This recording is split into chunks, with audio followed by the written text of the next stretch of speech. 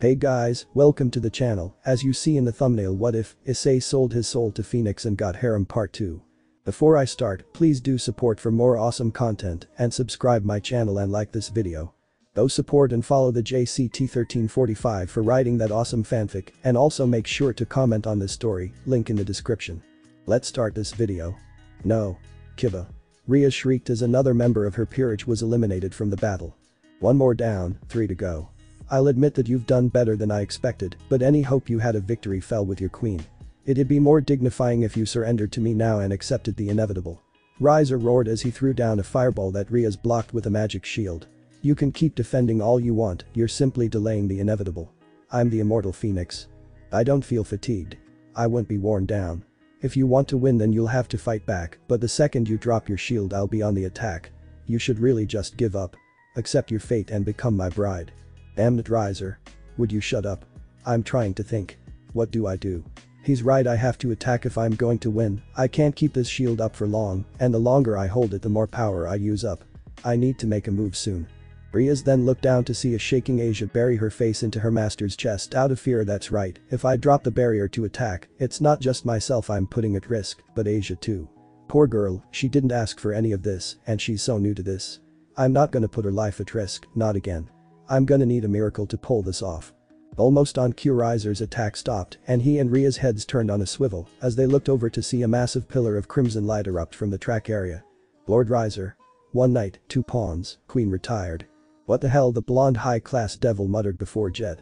Suddenly a bright red meteor of light came crashing into Riser and knocking him off the schoolhouse roof. Crass. Riser groaned. Next thing he knew, he was across the campus with Issei standing over him. He was surrounded by violent crimson light that was so intense that only the pawn's silhouette could be seen through the overwhelming amount of energy. Issei. What the hell is going on? Riser Phenex. Issei spoke with a mixture of his and Drake's voices. You've garnered the wrath of the Welsh dragon. You will pay for that. Issei reeled back to punch down on Riser, who managed to dodge out of the way before he could make contact, but the force of the blow caused an explosion. Man, this thing sure is powerful. Issei thought as he observed his glowing body. But man, it's hard to control, I can barely move in this thing. My strike just then was so slow and I needed my jet ability just to get around. How come Drake couldn't have warned me about it? Flashback, last night. Issei was standing in his crater from before, looking down in awe at his gauntlet. What the hell was all that energy? Where did it come from? It's called the dominating furry technique. It's essentially a glitch in the boosted gear. The way our power normally works is that your base power is doubled every 10 seconds, but there is a way to increase the rate in which your power level increases, and this occurs through the application of strong emotions. The boosted gear is an old sacred gear, and the limiter has been worn down due to overusing and abusing that ability. Through strong enough emotions you can override the limiter entirely, and your power will increase continuously and instantaneously. That's incredible, no one would be able to stop me with that kind of power. Issei began to gush as he was flooded with excitement. You'd think so, but that's not actually how it works. The body can only handle so much, and rising in power so quickly would normally destroy. Luckily, while using this technique, our connection will be strengthened and I'll be able to help your body unconsciously release the excess power so it doesn't kill you. In the end, you'll end up expelling much more energy than you retain, but you're still going to increase your power significantly. If you can maintain the form, you should be strong enough to surpass Phenex without your balance breaker. Maintain? What do you mean? I thought you were gonna be there to help me. Yes, but controlling this power is still going to be up to you, and it's going to be difficult. There's a reason such a powerful technique doesn't garner the same recognition as balance breaker or the juggernaut drive. It's extremely difficult to achieve and even hard to manage. For starters, you need to have an abnormally powerful body and a vast reservoir of anger to tap into. You being an angry, angsty little devil makes you a perfect fit, but even once you tap into this power, even with me helping you, it'll take everything you have mentally and physically to keep up the fight. This technique takes a remarkable amount of anger and focus to fuel its power and to keep you from losing all control. If your focus wavers, then I'll end the ability to keep you from going insane, and if your anger wavers, then the form will cancel itself. If either scenario is met, your body will become all but useless for a significant amount of time. Think of it as recoil from using all that power at once. You need to finish Phenex off with this technique, or else you'll have no chance, and to keep focus, you'll need to commit yourself to a single task. Defeat Riser Phenex and that's it. End of flashback. IGGGG. Jet. Issei roared as he began rocketing towards Riser. His increased speed managed to catch up with the blazing Devil King midair. Issei grabbed Riser by the leg midair and in a flick of his wrist, he flung him down into the courtyard. Issei, meanwhile, kept falling in the opposite direction. Why? Issei ended up crashing into the schoolhouse, causing most of it to collapse. Luckily Riaz and Asia were able to escape before the roof they were standing on came crashing down. Issei stood up, brushing a few bricks and some dust off of his glowing body. Ha! He grunted and his powerful aura reconstituted. Crap, I really can't control this form. I can feel it trying to get away with me, like trying to hold onto a 100-pound dumbbell that's covered in grease while wearing boxing gloves. I don't think I have much time left with this power. I have to end this quickly. On cue Riser stood up out of the crater Issei had put him in. Let's see how he likes this. Jet. Ugh, what the is going on? I made sure to eliminate that bastard's balance breaker because I was not gonna lose to this him. How is he so strong? Huh. As Riser's thoughts raced in his mind he didn't notice the glowing human ball energy hurtling towards. HHH, Issei coming in at supersonic speed reeled back his fist as he continued his approach. Planting his feet centimeters in front of Riser and using his momentum to deliver his punch. Huh. His blow didn't send Riser flying as his fist ripped a hole through the high-class devil like he was made of foam. Shit, I thought I was holding back on that punch. I forgot that my power is constantly rising. I didn't mean to wait, I can use this. Log, GGH. A concerning amount of blood came pouring out of Riser's mouth. The Phoenix King then put his hands on Issei's arm and desperately tried to dislodge it. Let me go. Ha. Issei's aura flared on his arm, destroying Riser's hands in an instant. Riser could make out through the intense surging energy as Issei's eyes looked up at him and an overwhelming sense of fear overtook him. Issei. No wait. I'll really die. Stop. Riser pleaded as Issei began to pull his arm back, only to plunge it in deeper. Aya. No. Issei. Riaz called out, her voice a little shaky, but still commanding enough to garner the Red Dragon Emperor's attention. Disappointed, Issei decided not to obliterate Riser. He simply pulled his arm to his left, taking a sizable chunk out of Riser on his way out. Like. Riser hit the ground, and another massive gush of blood came pouring out of his mouth, but this damage would prove to be pointless, as it was quickly repaired the next moment. Haha, couldn't do it huh? Well that was your best shot, huh? Riser was lifted up into the air by Issei, and was then immediately tossed thousands of feet up into the air. Why? Jet. Issei rocketed up after the blonde devil mid-air and drove an axe kick into his back, knocking him back down into the ground. Riser groaned as his broken bones slowly put themselves back together.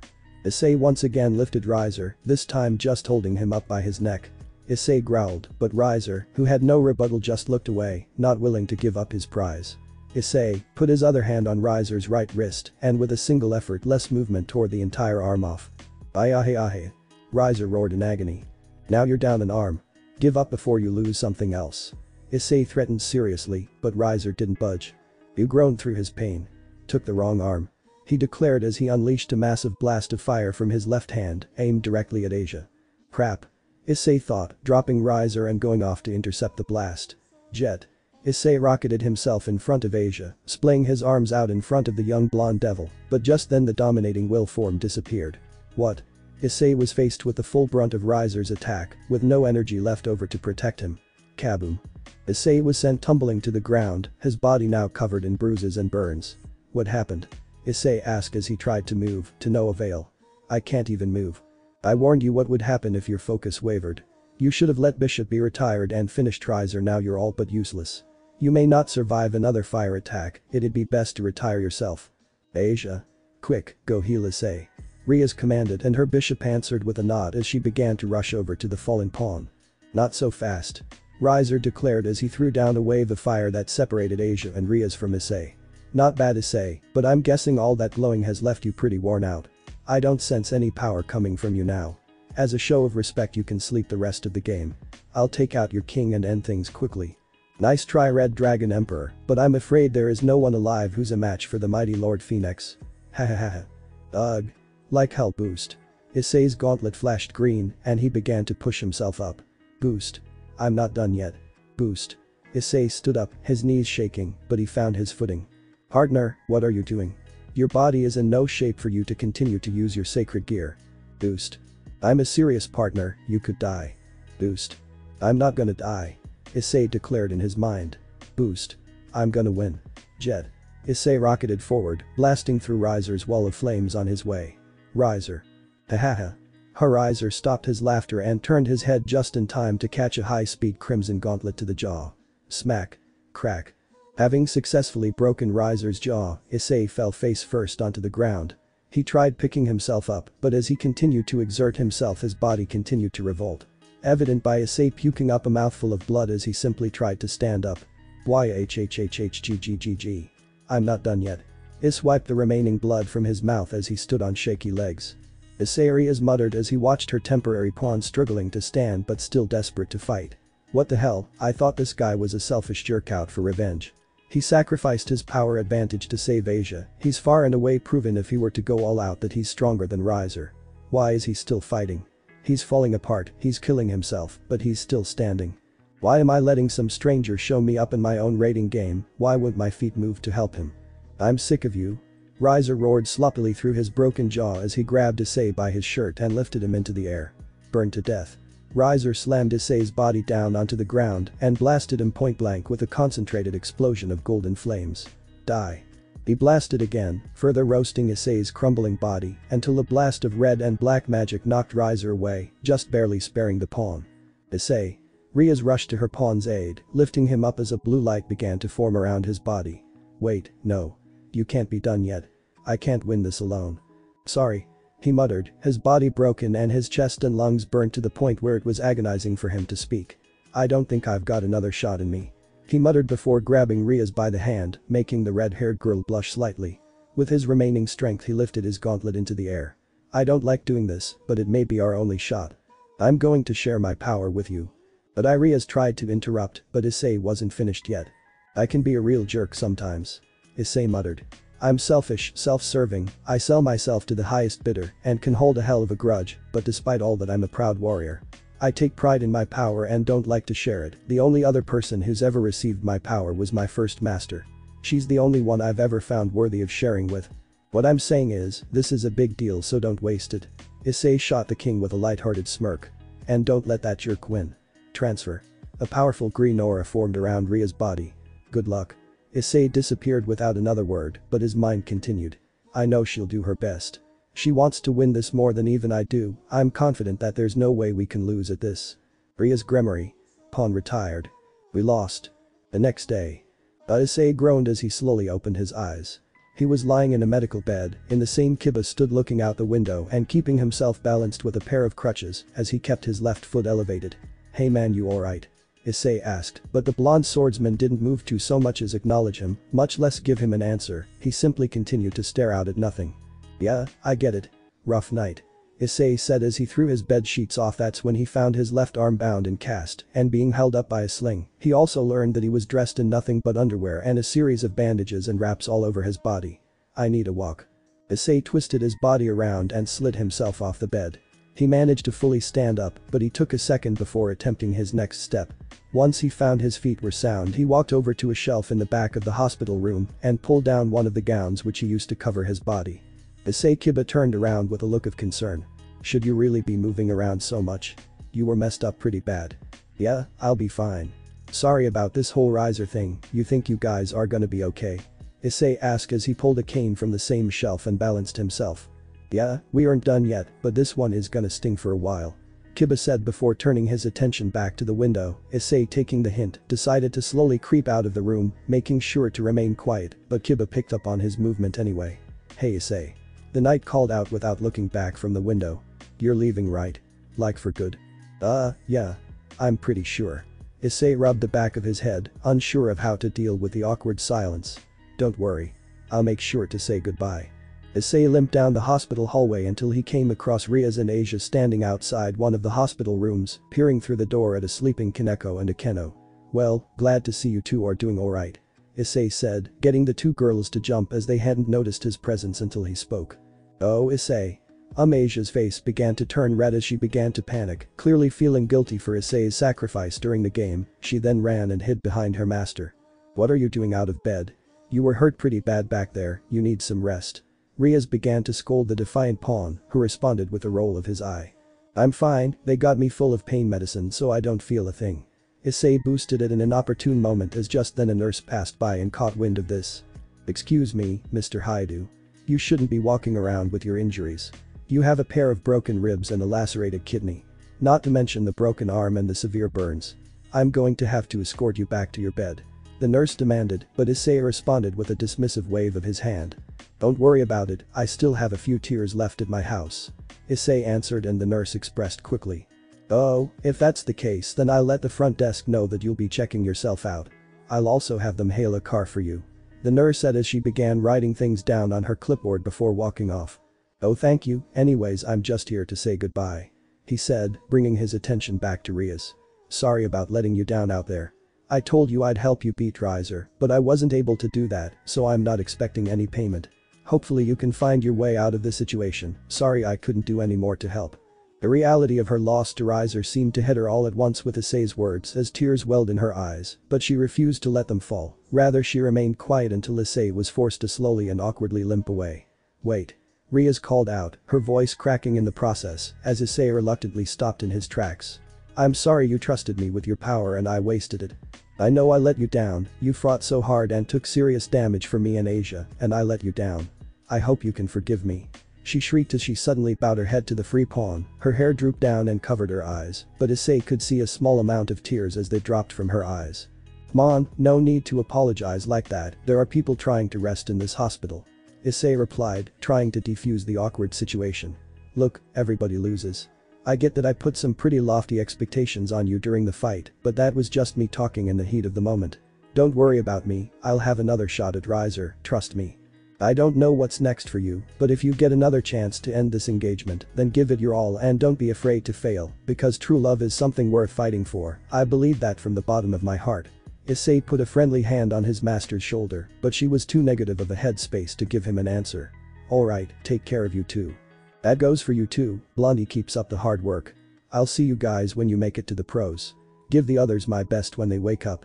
Issei waved goodbye before he began to limp away, meanwhile his thoughts told a different story. Poor girl. I feel like I might even miss those amateurs. Later, at Issei's. Click.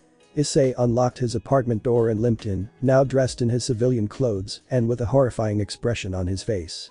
Crap, the pain meds are wearing off. Everything hurts. Issei groaned in his head as he moved as fast as he could to a cabinet above his stovetop. He opened it to reveal 3 small golden vials filled with a strange red liquid. He quickly opened one of the small bottles and downed the strange liquid. Ah. That hit the spot, Issei sighed in a satisfied voice before ripping his splint and his cast off before clinching his formerly broken arm to test its effectiveness. Good as new. Issei then pulled his shirt up and ripped his bandages off and then stuffed all the discarded medical equipment into his wastebasket before he made his way to the fridge. What's for supper? Issei opened up his icebox to find a depressing sight. The only thing appetizing was a half-empty body of ketchup. Anything with any nutritional value was covered in a thin green mold. I forgot it's been a whole week since I've been home, I probably need to clean up this mess. I'll do it tomorrow. Issei thought, slamming the door closed behind him. I'll do it tomorrow. The day felt like delivery anyway. Issei left the kitchen, passing by his front door on the way. In doing so he noticed a small pile of mail had collected there beneath his mail slot that he hadn't seen before. Curious, he went over to check, but his mood suddenly dropped as he picked and read the first piece of mail. It was an invitation to an engagement party held by the Phenex household. Seriously? Rub it in my face, why don't you? Issei thought as he dropped the rest of the mail and crumpled the invitation into a ball that he attempted to throw across the apartment into his trash can back in the kitchen. Unfortunately it fell short, hitting the floor and becoming litter. I'll fix it later, Issei thought as he continued his trek to his bed. Finally Issei groaned as he plopped down on his king-size bed in his relatively empty bedroom. Phenex, tears or not, I'm exhausted, I missed your bed. What are you doing, partner? We made a deal. I gave you the power to defeat your enemies and you promised to fulfill my request.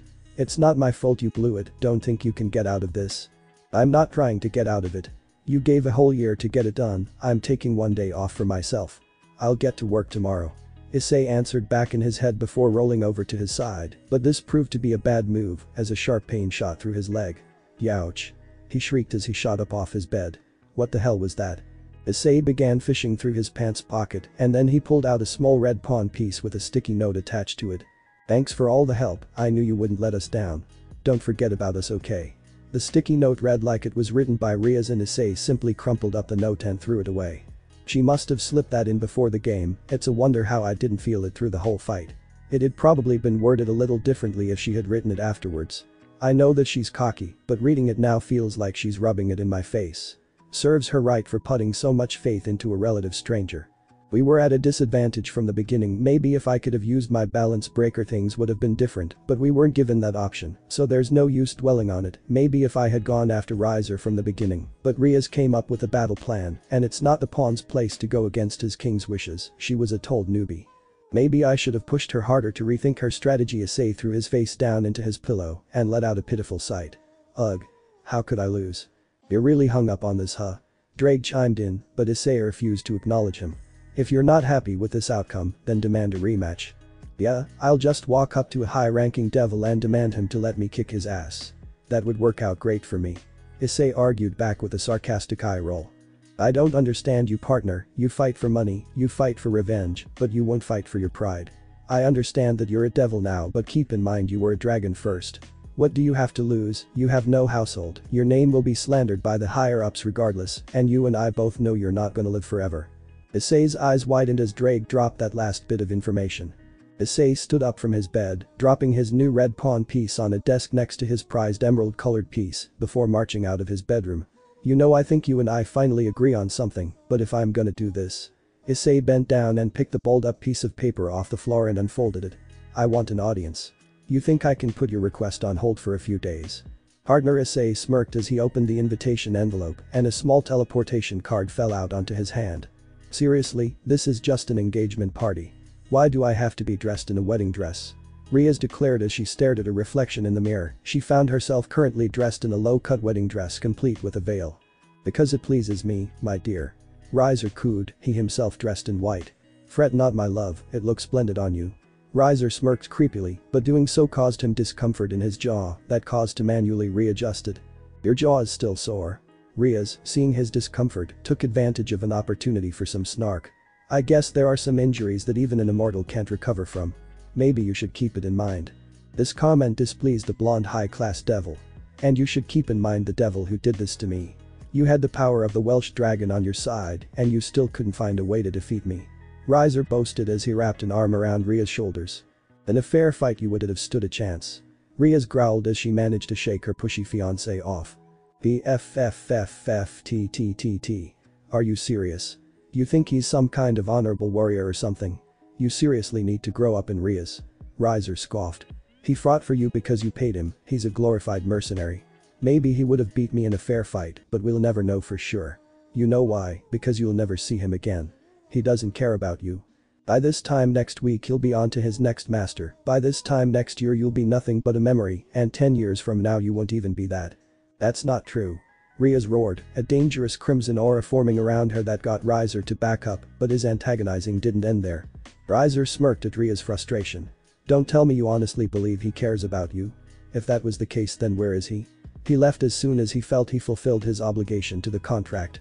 You're his client, not his friend. He's a professional, he knows how to play the part. Any kindness, any sympathy, any interest or intrigue he may have shown you is just a part of the act. I know better than anyone how he smiles and acts respectful, but deep down all he cares about is money. Don't try to pretend he's some hero. He's not coming to save you. Meanwhile, outside Phenex Mansion, Issei marched up the imposing stairway up to the massive front entrance of the Phenex household. He was about to enter through the open door, but a pair of devil guards stepped in his way and crossed their long spears to halt his interest. What do you think you are doing here? I have an invitation. Issei held out the card he got in the mail, and the two soldiers exchanged glances before one of them took Issei's invitation and tore it to shreds. There must have been a mistake, we've been informed that you are not to be allowed to enter. Please leave. They asked politely with their wording, but their body language was a bit more antagonistic. Oh well, that's a shame. Issei cracked his knuckles before his gauntlet appeared on his left arm. Boost. How the soldiers exclaimed in unison before wham. Later at the engagement party. It looked as though the party was in full swing, drinking, dancing and chatter filled the ballroom. The only thing missing were the hosts, but that wouldn't last long as Riser appeared at the front of the room in a massive gust of flame. Greetings, those gathered here today from the illustrious families of the underworld. Riser began to address his guests with a long-winded speech. I am honored you would be here to mark the beginning of a new dynasty in the world of devils. The merging of two great devil houses begins today, as I, the illustrious immortal Riser Phenex, will wed the beautiful Riaz Gremory.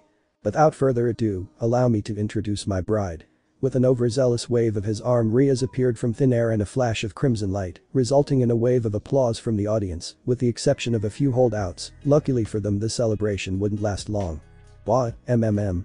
With a loud thud-like sound, the doors at the back of the ballroom were flung open, and a devil soldier came flying through, crash landing a few feet in front of Riser. Ugh. Ah.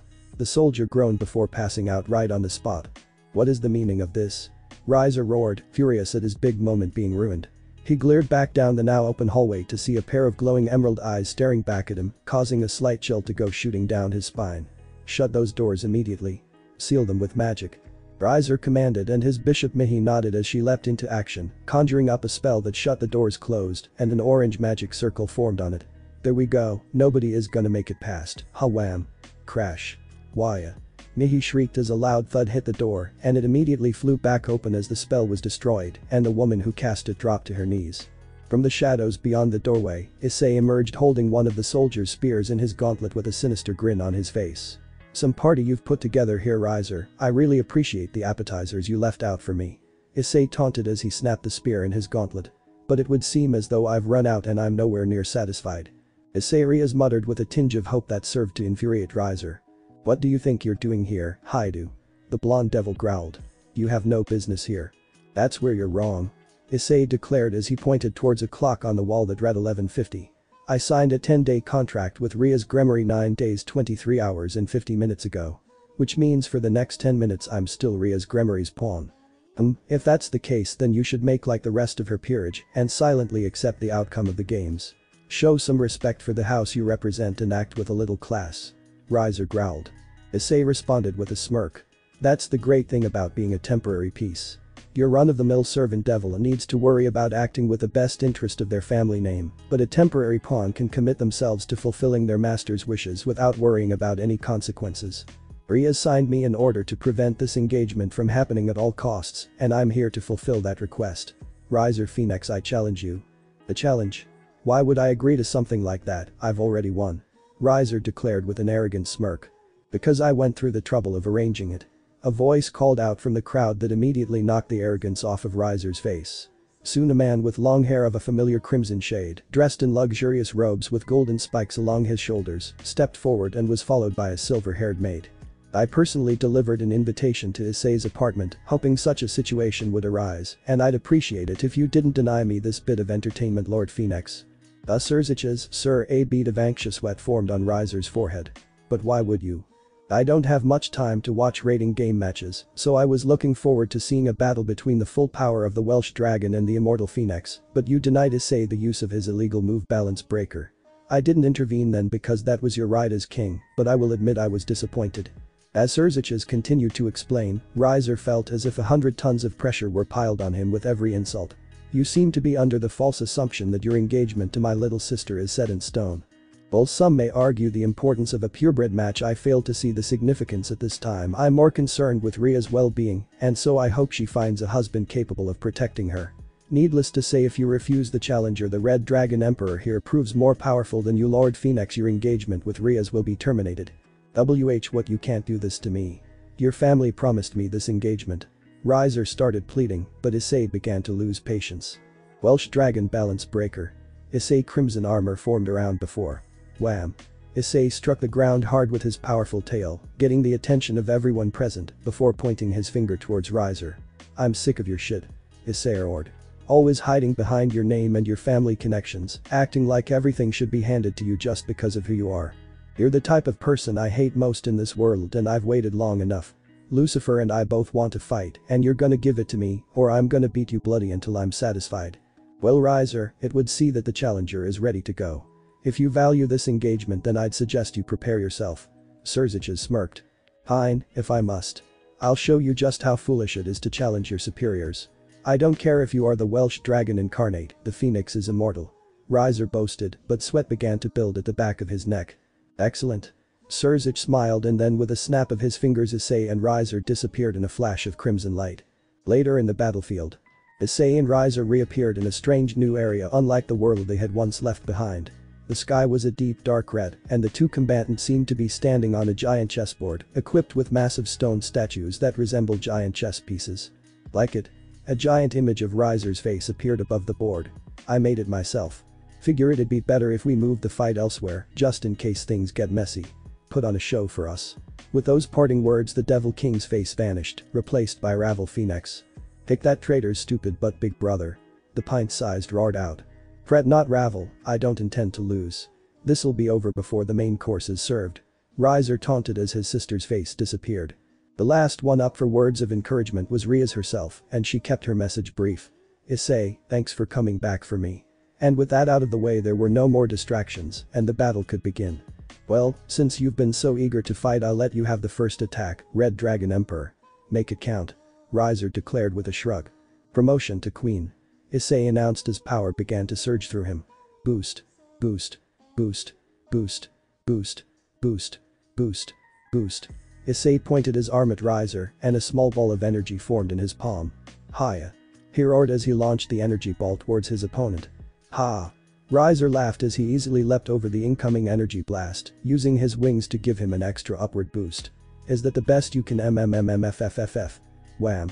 While he was distracted dodging Issei's blast, Riser didn't notice his opponent close the distance, and he was met with a face. Issei stood statue-like in front of the high school entrance, still bewildered by the circumstances that brought him to this point and the circumstances that now had him wearing the student's uniform.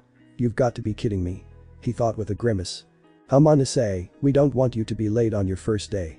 Asia cheered, she exuded such high levels of cheerful excitement that she couldn't even notice Issei's abysmal demeanor as she guided him in. "Is that him, the new kid? He's kinda plain looking. Yeah, I was hoping for a real cutie. This guy is kinda punk looking. His eyes are interesting, they're green, but he looks Japanese. That's pretty unusual." Muttering quickly filled the halls of Kuo Academy as Issei was guided to his classroom. Even though the Kuo students tried to keep their gossip to a whisper, Issei caught every word with his inhuman hearing, but he had no trouble ignoring every word. "Man, this place reeks of the mundane and mediocrity. Humans, even the absolute best of the best, the 0.01% can barely stand on the same ground as the rest of creation. There might be 50 of them in their entire race that are actually worth a shit," Issei ranted to himself as he struggled to even look at his classmates. The Red Dragon Emperor had grown rather jaded of the species following his disownment by his parents. The only reason Rias has such a fascination with them is because she's never had to be one. It doesn't take very long for the wonder of being human to wear off. It didn't take long for them to arrive at Issei's new classroom. "Well, here we are. If you need anything or have any questions I'd be happy to help," Asia said with a smile as she stood in front of the doorway. "I look forward to sharing the school year with you." Not wanting to disappoint her, Issei forced a smile back and the two entered the classroom. Once again all eyes were on Issei, and his forced enthusiasm for Asia's sake was quickly ended. "We have a new student joining us this morning." The faceless teacher began the introduction. "Please welcome Mr. Issei Haidu," Issei said, not pausing at the front of the room to make a proper introduction. How would you spell that?" the teacher asked, but they were totally ignored as Issei was focused on finding a seat. Asia was quick to gesture to an empty seat directly next to hers, but when Issei's eyes fell on that empty chair, he immediately felt a wave of hateful stares from the small population of male students in the class. Unwilling to do anything that would spark any sort of interaction with his classmates, he passed up Asia's desk and found his way to the back of the class, where he decided to take his seat, and immediately his attention was taken by a nearby window. Well, I guess we'll get started," the teacher muttered, not sure of how to react. Regardless, her class's eyes were fully locked on Issei following his rocky introduction. Issei at that point had once again retreated into his thoughts, to the point where he didn't even notice his classmates staring. "I, the infamous Red Dragon Emperor, am sitting at a desk in the middle of a high school class. What the fuck am I doing here?" he thought as he buried his face in his palms. Flashback last night. Ugh. Issei groaned as he sprawled out on the orc couch, dealing with the consequences of using his rage boost. "It wasn't so bad when I used it against Riser, but stacking that multiplier onto my balance breaker must make the recoil even worse. I'm struggling to stay conscious, and my body feels like one massive bruise." Smack. Rias struck Issei's face with a light slap to get his attention, but under the circumstances he might as well have been kicked in the jaw by a horse, but he was too exhausted to let out a scream, so he just suffered in silence. "Alright, focus up, here's the deal," Rias said in a bitter voice accompanied by an annoyed glare. "So you're not going to join my team, as disappointing as that is. I suppose I can't make you. But I also clearly can't trust you to operate with any autonomy considering tonight's fiasco, so we're going to have to compromise." Rias took a powerful arms-crossed stance as she delivered her terms. From now on, you'll spend every hour in Kuo under the surveillance of myself or a member of my peerage. We'll place a tracking spell on you. During the day you'll operate under our schedule, and that includes a daily meeting of the Occult Research Club here in the club room. At night you'll be given opportunity to conduct whatever investigation you're here to do, but only if you're accompanied by an Occult Research Club member. We'll also provide you with lodging near the school. Do you accept these terms? Issei, whose exhausted brain had only caught around half of what Riaz had said, gave a quick painful nod of agreement so that the conversation would end and he'd be free to pass out on the couch. In doing so he failed to fully realize just what he'd signed himself up for. End of flashback. Issei kept his head down on the desk for the remainder of the morning lecture, implementing some sort of open-eyed napping technique in doing so. His poor classroom behavior was enough to scare off a number of his classmates, but it wasn't enough to completely dissuade all unwanted visitors from his desk once a break in the lecture occurred. As Issei laid his head down on the hard wooden desk, a pair of his classmates eagerly approached him. A balded-headed boy with large ears and a boy wearing glasses with constantly shining lenses crept up to his desk, a conniving grin plastered on both their faces. Well, it's nice to meet you, new guy." The shining glasses boy was the first to speak, but Issei didn't give any indication he acknowledged the young man's presence. "We appreciate the introduction." "Yeah." The bald-headed man entered the conversation. "Originally we were pissed to find out you were a dude, but if you're gonna scare all the ladies away, then I guess you're harmless. Name's Mitsuda by the way. And I'm Odahama." The glasses-wearing one added as the two struck a back-to-back pose. "You gross." One of the girls called out from the back of the class. "Don't listen to those perverts, new guy." Words of warning came from all throughout the classroom as Issei lifted his head up from his desk. He didn't say anything, however. He didn't even turn his head to acknowledge the two perverts. He simply stood up from his desk and turned to the classroom's exit. It seemed being awakened from his nap was the straw that broke the camel's back, and at that moment he was absolutely done wasting his time, even if that meant breaking the agreement he and Riaz had made. He began to quietly make his way to the door, only just stopping short as he felt a small tug at the back of his shirt. He turned around to find Asia holding two wrapped bento boxes up to him, her face sporting a small blush. "Would you like to eat lunch with me in the courtyard?" This snapped Issei back for a bit and he was able to cool his head and reconfirm his priorities. Ugh. He groaned. "Fine, whatever." He agreed with a roll of his eyes before following Asia out of the classroom for lunch, garnering another wave of jealous glares as they left. Meanwhile, from the view of a tower window, Riaz was keeping a close watch on her new underclassmen. As to be expected, Riaz was closely accompanied by her loyal king Akeno. "Rough first day?" She joked, sporting her usual expression with a half smile and her eyes closed. "Are you sure this was a great idea? He doesn't seem to be willing to keep a very low profile. It'd be a shame if that loose cannon ruined things for us. I still think it'd be better if we kept him locked up in a dungeon during the day." "Come on Akeno, don't you think you're too harsh?" Riaz said, making a befuddled expression. "More like it's unlike you to be so lenient." Akeno responded. "I honestly don't get what you see in him. He's gruff, violent and selfish. Frankly, he's a disaster waiting to happen, and I think it's irresponsible to let him roam free like this." Despite relaying her concerns, Akeno's cheerful expression didn't change. "I understand why I think that way. That's certainly the way he presents himself, but you didn't get to know him the way I did.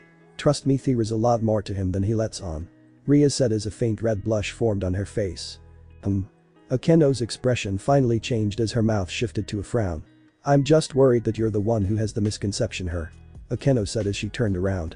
"Remember, we have that meeting with Ms. Citri this evening, so I hope he doesn't cause any trouble." "You worry too much." Riaz brushed off Akeno's warning, causing her queen's eyes to roll. "I'm sure everything will be just fine." Later. Noon.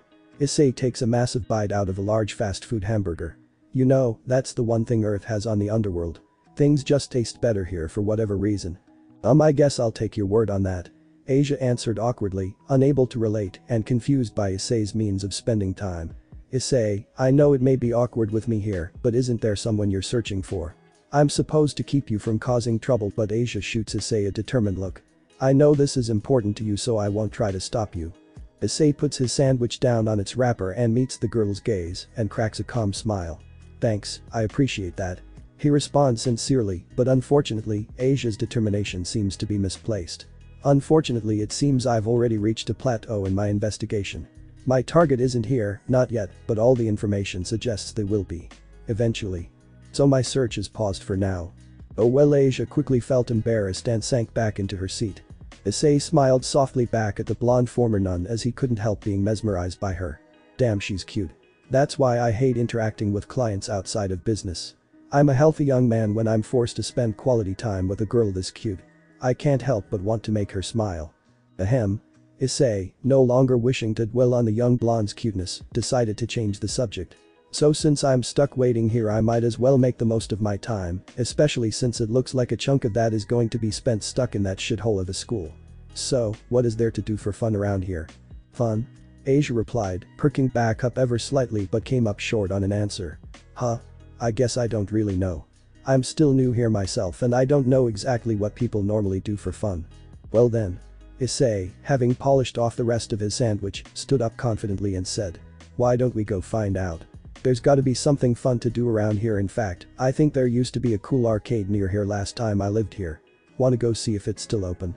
Why yeah sure. Let's go. Asia exclaimed with excitement that brought a smile to both of their faces, but before they could leave Issei looked down at his hands and saw they had made a mess from his sandwich.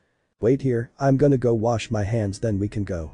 Issei said as he stood up and made his way to the bathroom. Thankfully there wasn't a line and he didn't have to wait a second for the sink, but the second Issei touched the faucet, something felt odd as a familiar voice flooded his head. We used to love that arcade, didn't we? Or have you already forgotten? Issei, shocked, immediately looked back up and saw the face of his former master staring back at him, and she continued to speak. You promised me. Those proved to be her parting words as Issei splashed 2 hands full of water onto his face, and she was gone. Issei bolted out of the restroom, unconsciously brushing by fellow customers as he made his way back to the table in Asia. We gotta go. The frightened Issei commanded and Asia shot up enthusiastically. Right. I've never been to an arcade before. I can't wait. Asia said with a delighted smile that knocked Issei back into the moment. Issei, who had wanted to run away from this restaurant and this date and do whatever it took to get his former master out of his head, realized that he couldn't take Asia's smile away. Why yeah, let's go. Issei said as a cold sweat formed on his neck, but nevertheless he finished the date. Later, her clubhouse, Ria's point of view. That evening Ria sat at her desk putting on the illusion of filling out paperwork, but in reality she was working on math homework. Being a top student at school requires more effort than she'd like to let on. Sitting on the couch in front of her was Issei, nearly completely still and silent, if not for a rapid unrhythmic tapping of his feet against the ground. Normally Ria's would be content to be passive here and allow Issei to continue undisturbed. I mean, he wasn't hurting anyone tapping his feet and he wasn't causing any trouble, so what's the harm, right? Well, this wasn't quite the case because his tapping was hurting her concentration and that was of course troublesome. Not wanting to start a conflict, Ria's figured she'd solve this tapping issue by striking up a conversation. So Issei. How was your day? Ria's asked, pausing for a response, but none came and the tapping continued, so Ria's figured she'd push further. Asia had a great time on your date this afternoon. I saw her clinging to that plushie you won for her. I know she's been lonely away from the club ever since being reincarnated, so thank you for spending time with her today. Ria said sweetly but once again received no answer and the tapping continued. Now she was getting frustrated. Ria's hasn't had too much experience with boys outside her family thus far in her life and Issei had been a lot of firsts for Ria's. He was the first boy to ever reject her when he initially refused to join her peerage. He was the first boy to make her heart beat a different way when he went out of his way to rescue her from her engagement, and now he's the first boy to ever flat out ignore the young devil, and Ria's learned pretty quickly that she did not like being ignored. Earth to Issei. I heard that you had a rocky first day at school today. Is there anything I can help you with? Ria's asked in a sharp tone, no longer able to mask the frustration in her voice, but once again there was no response and the tapping continued and this was the final straw as Ria's unconsciously snapped her pencil. Wham! Ria slammed both palms down as she forced herself onto her feet and yelled. Are you trying to piss me off? Issei responded as this outburst was finally able to snap Issei out of his trance. Oh sorry, were you saying something?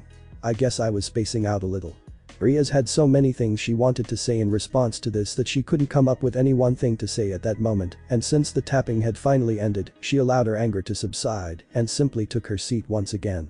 Never mind, she muttered back as she fell back into her chair exhausted by the exchange, but before returning to her studies, she took a quick look at Issei and noticed something was wrong. Issei's face was pale and he was sweating, it was almost as if he was sick. Issei.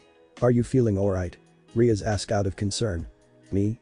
Why yeah, I'm fine. Issei said shakily and immediately received a look from Ria's telling him that she wasn't buying it and she wasn't going to drop the topic. You got me. Hiya. Issei let out a long sigh as he relented. The longer I stay here the more often I'm reminded I never should have come. My search plateaued almost immediately and now I'm seeing ghosts. Issei explained as he fished a green pawn piece from his pocket. The old master? Riaz asked, picking up on it immediately, and Issei responded with a quick nod. I guess it makes sense. You both used to live here, right, and you loved her? Right. Yeah. Issei replied with a sorrowful smile. Now that they were on the topic, there was something scratching at the back of Ria's mind, something she needed to ask and something she was unable to hold back. So I've been wondering, do you think it might be possible you're still in love with her? The fists as Issei knocked him back into the dirt crash. While painful to look at, this opening blow was quickly brushed off by Riser's regeneration as he stood back up. That hurt. He roared, before pointing both hands up and unleashed a torrent of flames at Issei. Issei flew directly up as fast as he could to avoid the flames, but it was no use, the flames moved too fast, and Issei's whole body was consumed by flames momentarily, but with a powerful flap of his wings, the fire was dispelled. Raya, GGG. The dragon roared as he dived straight down towards Riser. Not so fast. Riser formed a bowling ball-sized fire blast in the palms of each hand and tossed both up at the incoming foe. Issei simply spun his body, and the force extinguished these two flame attacks before he finished his dive bomb. A moment before impact, Issei cocked back his fist, slamming it into the phoenix's skull with the added moment of his drop, cracking the ground below Riser's feet. Crash. The sound of splitting concrete and bone echoed through the arena. Issei wasn't done yet. Riser's immortal flame was just getting to work on his skull when Issei slammed his foot into the high-ranking devil's stomach, sending him flying. Issei to add on further followed his kick with a blast of energy from his palm that made contact before Riser could even hit the ground. Ack. Ack. Riser coughed as he pushed himself up to his feet, his body quickly putting itself back together as he looked over at Issei with confident eyes. Your attacks may be strong, but in the end they won't matter. Just like in the raiding game, you can throw as many powerful attacks as you want, but I'll simply regenerate. Unlike mine, your power has a time limit and I can wait it out. Maybe I can't break your body, at least not for long. I'm positive I can break your spirit to a point that it can't recover. Issei growled, reigniting Riser's explosive temper. We'll see about that. The Phoenix roared as he began to charge Issei, both his fists burning with devil fire. Ha. H. He threw one punch after the other, but with relative ease, Issei managed to catch both blows in his claws. Huh. Ah. Riser roared as Issei's grip increased and his hands began to break. Not good enough. Issei growled before whack. With a powerful strike of his tail, Issei knocked Riser away. Slam. Wham. Riser tumbled across the giant chessboard before eventually coming to a stop and once again climbing back to his feet. Bastard, tired of yelling, Riser simply growled as he created a boulder-sized fireball in his palm, which he didn't waste any time lobbying at Issei. Not strong enough. Issei growled a little louder as he pointed his palm at Riser's attack and fired an energy blast that was minuscule in comparison to Riser's flames, but packed enough power to quickly extinguish the fire, leaving the high-ranking devil open for attack. Jet. The jets on Issei's back unleashed a massive amount of green energy that propelled Issei forward, and he used this increased movement speed to bury his fist into Riser's guts. Ah. Blood spewed from Riser's mouth as Issei buried his fist in deeper, slamming Riser down onto the ground. Issei then grabbed a hold of Riser by the end and began to squeeze. Auk. Auk hau. The devil began gasping for air. I wonder if regeneration restocks the oxygen in your lungs. Not that it matters. I'm not trying to kill you, I just want to make sure this hurts. Issei declared, throwing Riser back down, once again cracking Surzich's well-constructed arena floor. Issei then placed his armored boot onto Riser's stomach and pressed down hard. So this is what it feels like to step on someone weaker than you, no wonder you enjoy it so much. Ugh. Riser spewed out even more blood as his guts were crushed under the weight of Issei's armor.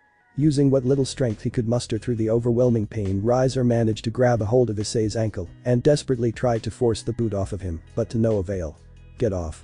Please get off. The proud Riser resulted in begging, and in exchange for said pride Issei accommodated this wish, but still didn't give Riser a chance to catch his breath.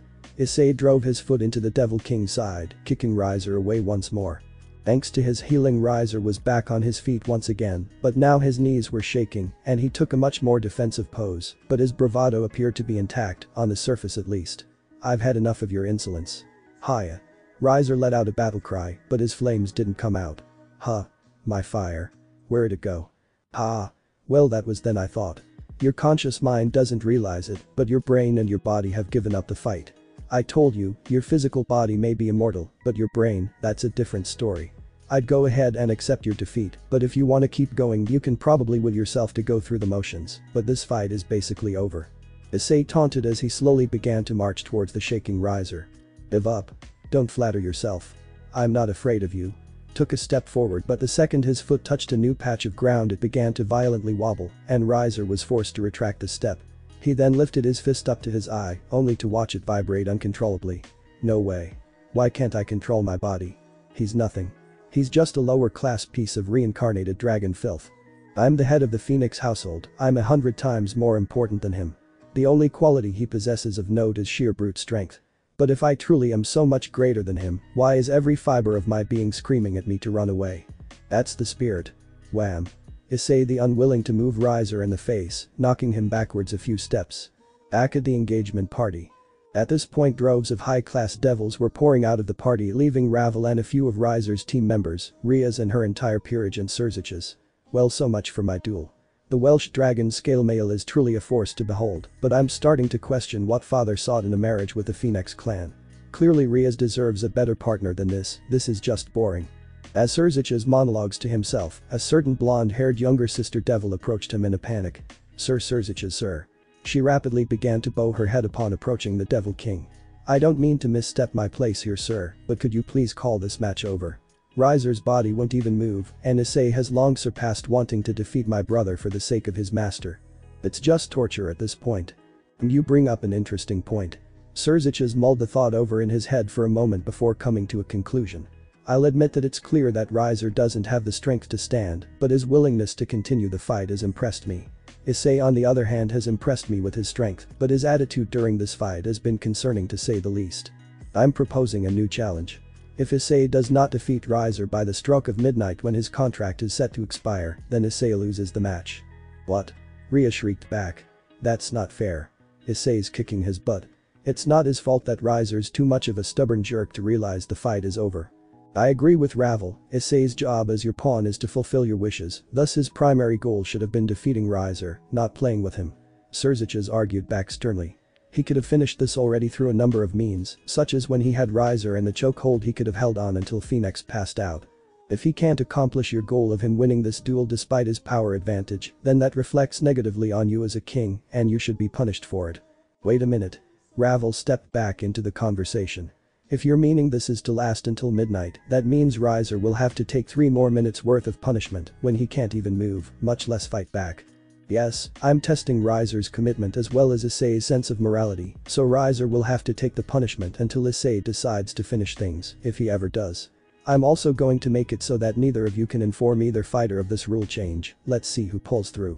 Surzich is finished with a smirk. Back in the arena. Wham. Wham. Wham. Issei growled, growing more and more frustrated as he continued to slam his knee into Riser's face. This is boring. He roared as he tossed Riser aside. What the hell? This was supposed to feel cathartic and it did at first, but now that feeling is gone. If anything I feel bad for Riser. I told your partner everything you get from this sacred gear comes at a cost. Even the pride of a dragon comes at the price of not being satisfied by an easy fight. It's time to think of a different strategy. Attacking his mind was the right idea, but you didn't focus on the right area. Instead of breaking his spirits, attack his pride. His pride, huh? I think I can do that. Issei smirked under his helmet. Meanwhile Riser slowly shambled back to his feet, taking a lot longer to recover than he had before, and by the time he was back on his feet, he was consumed by an overwhelming feeling of dread, though he'd never let it show on his face, as Issei began marching in his direction. Is this it? Seriously, Issei marched up and with a whack of his tail, knocked Riser down to his knees and proceeded to kick him. You wanna know, I bet I can tell what you were thinking when I showed up here. What is he doing here? He shouldn't care about some stupid engagement between high-class devils, am I right? Issei received no answer as Riser was busy having his ribs kicked in. While I am here partially to break off the engagement, I'm also here because this was a long time coming. I mean, you really piss me off, man. It pisses me off that despite being handed everything you have in life, from your money and title to your power of regeneration, all given to you at birth. Despite every gift you have, you're still greedy to the point you'd rob a girl of so much of her happiness in life, just to add another ounce to yours. It pisses me off thinking about all the time I spent as your servant, every forced smile, every yes sir. It pisses me off that once I was finally free of you that I followed right in your footsteps and let foolish pride keep me tied to you for 10 more days, when you could have been just another memory by now. It pisses me off that I let myself lose to you in a raiding game and that tied me and my pride to you once again when I could have been finished. But what pisses me off most of all right now is the fact that after all this time I can't even enjoy this fight anymore. Issei finished with a kick that sent Riser flying into one of the chess piece statues, ironically a king, and making it crumble. Issei followed after Riser lifting him up from the rubble by the neck and tightening his grip. Hhhh. Ah. Issei's hold on the Phoenix's windpipe kept him from verbally surrendering as his body was starved for air. Meanwhile back in the real world the clock continued to tick. A minute and a half left. Issei, oblivious to his time constraints, continued his attack on Riser's pride. But as much as you've managed to piss me off in the past, there are two things I've always considered almost decent qualities about you. One, you're honest, most would say to a fault, but that's still something. Second being your overwhelming pride in yourself, your name and your abilities. While playing the part of the rental pawn I had to keep my own inherent sense of pride a secret for the most part, so seeing you be able to express it so openly always made me a little jealous, but now I'm wondering if those feelings are misplaced. Here I am about to take away your marriage you deemed so important, one that would cement your dynasty, and here you are begging me for your life. I'm about to embarrass you in front of Lucifer himself, and you won't even throw a punch. I'm going to take your bride away from you and drag your family name's reputation through the mud along with you, and you're going to go out gagging. In front of the Devil King, not to mention your little sister. If you could speak I bet you'd even be begging. Your body won't listen to you. So what? The true warrior would find a way to fight, where's your fighting spirit? Did I break that too perhaps, along with your pride? Or was that prideful demeanor just a facade, a person you put on, and you hope everyone buys, because despite your money and your name, you know deep down you can't cut with those of us who possess real power in this world. So your pride was just a lie. If that's the case then I guess you truly have no redeeming qualities, you're just garbage aren't you? Issei taunted before suddenly he felt warmth surging on his arm that he had around Riser's neck. The warmth turned to heat and heat to a sensation of burning as Riser had reached up and grabbed Issei by the wrist and smoke began bellowing from the high-class devil's palm. Who are you calling garbage? You worthless nothingness. The smoke turned to all-out flames as Riser managed to push Issei off and his fists combusted into fire. I'm Riser Phenex. I don't care if you are a legendary dragon. I'm unbeatable. Hiya.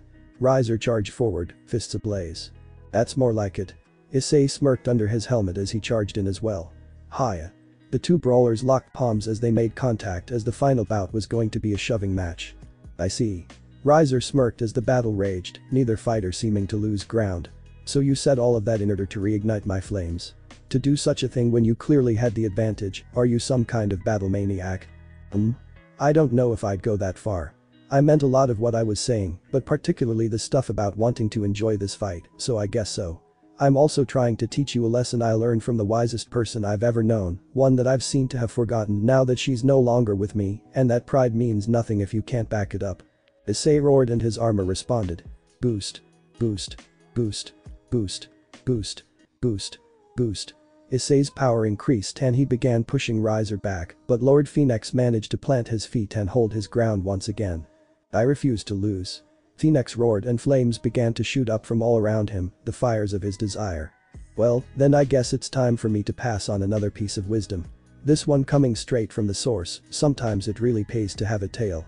While Riser was distracted, Issei's long crimson tail had slithered its way to the space between his legs and in a single powerful crushing movement was thrust upwards and slammed into Riser's weak spot. Wham! A high-pitched shrill escaped Riser's as he dropped to the ground, holding tightly onto his crotch. I surrendered. He squeaked in a pitched-up voice, and with 10 seconds to spare on Surzich's timer, the two were transported back to the ballroom. Underworld, Phenex House.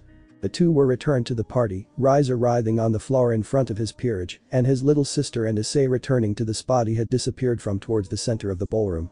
Issei gave himself a once-over as he had somehow lost his armor during the transportation. He only stopped when he felt a strange powerful hand on his shoulder. Good job, Issei. It was Surzich's who welcomed the boy back with a kind smile. I am once again in your debt. I didn't do it for you. Issei looked away from the Devil King as he brushed his hand away from his shoulder. Of course not. You did it for you, that's what you want us to think. Regardless, it seems you have more pressing matters to attend to. I'm not the only one looking to thank you. Surzich's took a step back as his younger sister ran up and hugged Issei by the front, still dressed in her wedding dress. Issei. You came back for me. You saved me. I'm sorry about when I yelled at you. You're my hero. She exclaimed, nuzzling herself into Issei's chest. Issei put his hands on the red-haired devil's shoulders and gently pushed her back so he could look her in the eyes. Riaz, he spoke softly as he grabbed a hold of her hands. "Oh, Issei," she muttered back sweetly before Issei let go of her hand and took a step back. She looked down to see a rolled-up piece of paper was left in her hands. "Huh?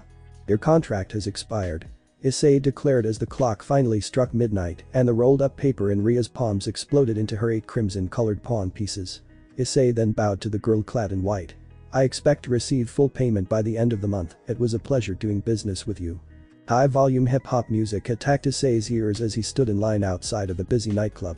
By the time he got to the front of the line, he was met by the intimidating gaze of the massive bouncer in front of the door. "ID?" the bald-headed bouncer demanded with a glare as he crossed his arms in front of the reincarnated devil. Issei didn't answer, he simply pulled out a small golden coin with an inscription and lettering that didn't match any currency from Earth, but the bouncer quickly snatched it away and placed it under intense observation for a moment before pocketing it. "Right this way, sir." The bouncer guided Issei into the club and through what at first appeared to be a run-of-the-mill, active and modern nightclub, but Issei was quickly escorted towards a door that read VIP, and upon crossing this threshold, he was ushered into what looked like an entirely different club and was anything but run-of-the-mill. The room was much darker than the lively club outside, with a number of small red lamps, providing the only light and creating a much more ominous mood. It was clear this club sported a supernatural element of some sort as the roof was much taller than what would be physically possible if you were looking from outside.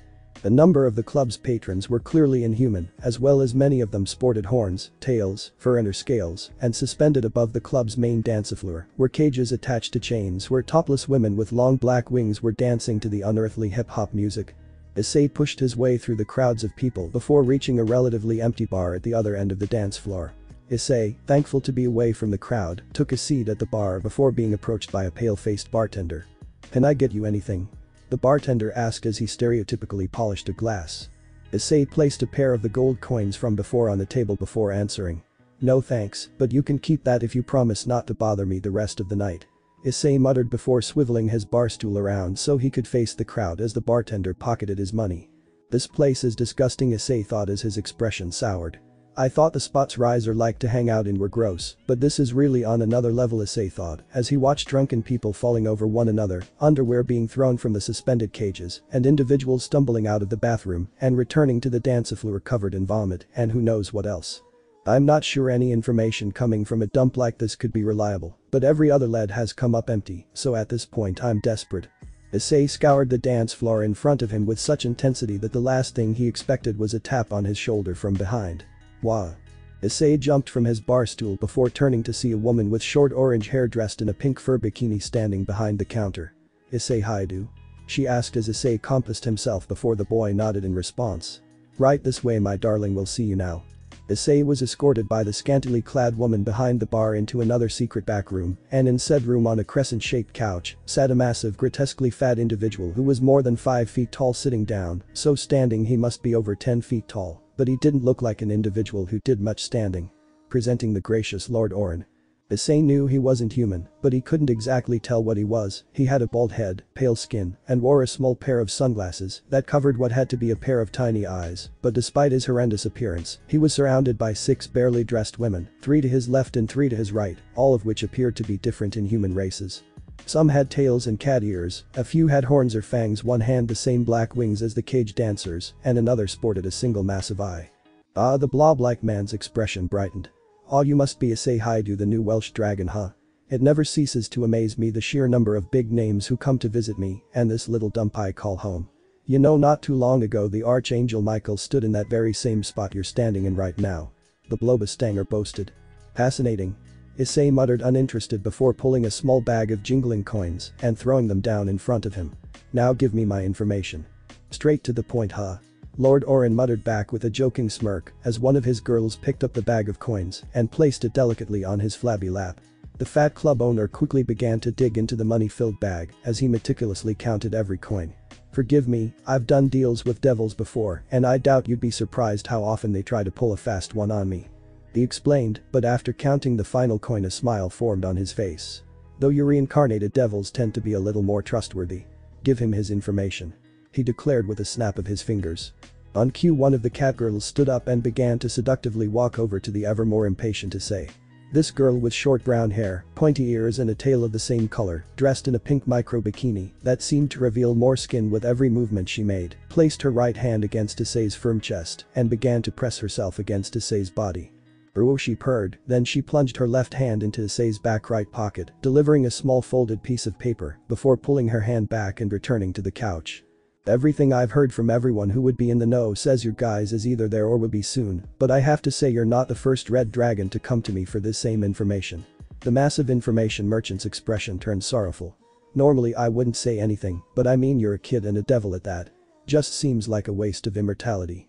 Immortal or not doesn't really matter, right? From what I hear this all ends the same way, right? For all of us." Issei answered back sorrowfully as he grabbed his left arm. "Besides, I made a deal and it's time to pay up." Issei left Lord Orin's chamber and re-entered the supernatural nightclub and immediately pulled the folded piece of paper out of his pocket. "This is it, this is where I'll find them." Issei steadied his determination and quickly unfolded and read the written down location before his face went pale. "You've got to be kidding me, not again. My power comes at a price, but this time I won't be taking your arm or any more years off your life. If I help you, then after you defeat Phenex you'll need to do something for me." Drake propositioned his host. "I told you already, I'm done listening to you. Whatever deal you're offering I'm sure is a bad one for me." Issei rebutted as he crossed his arms in defiance. "Yes, and how well did that work for you last time? You refused my help and your beloved master paid the price." Drake pointed out, getting Issei to look away shamefully, but he remained stubborn in his reluctance. "We're partners, aren't we? We should help one another. I will give you my power in exchange for a simple favor." Issei let out a sigh before giving in to the dragon's persuasion. "Alright, I'll consider it, but I won't make any promises until you tell me exactly what you want." "Fair enough. In exchange for my aid in this fight I want you to recommit to fulfilling your destiny as the Red Dragon Emperor.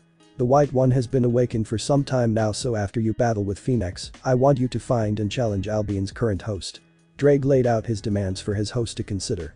Issei took a moment to think things over, massaging his chin as he formulated his response. "And that's all you want?" Issei answered skeptically. "You have my word." "Fine, then you have a deal." End of flashback. Cha-cha. Cha-cha. A late-night passenger train clunked across the tracks. In an almost empty cabin, Issei sat in silence on one of the many available seats, contemplating how he got himself to this point. "It's been a month since I crashed Ria's engagement party, and I've spent all that time trying to hold up my end of the deal with Drake and track down the White Dragon Emperor," Issei thought as he looked up at an electronic screen that displayed the train's next destination. The screen read Final Stop Kuo Station. Issei couldn't help but roll an eye at the inconvenient coincidence. "I almost can't believe it, but with my luck of course I'd end up back here. I was kinda rude to Ria's last time I saw her, hope that won't bite me in my ass." Issei pondered as his gaze was taken out the window towards the shining stars above. "In my defense, I kinda got heated fighting Riser and I figured I'd never see her, so I was exactly careful with my choice of words. I just hope she's not too pissed at me." Meanwhile, in the Occult Research Clubhouse. The SSSHHH. The sound of hard-running water filled the building as Riaz was busy washing herself off in the shower. The heat of the water created steamy veil over the glass shower door that hid her more personal features but displayed her shapely silhouette. Riaz hummed to herself as she twisted the water off and wrapped a towel around her body before emerging from the shower. Keeping the melody going as she approached a four-fold Japanese dressing screen. She disappeared behind the paper walls for a moment before re-emerging wearing her standard Kuo Academy uniform.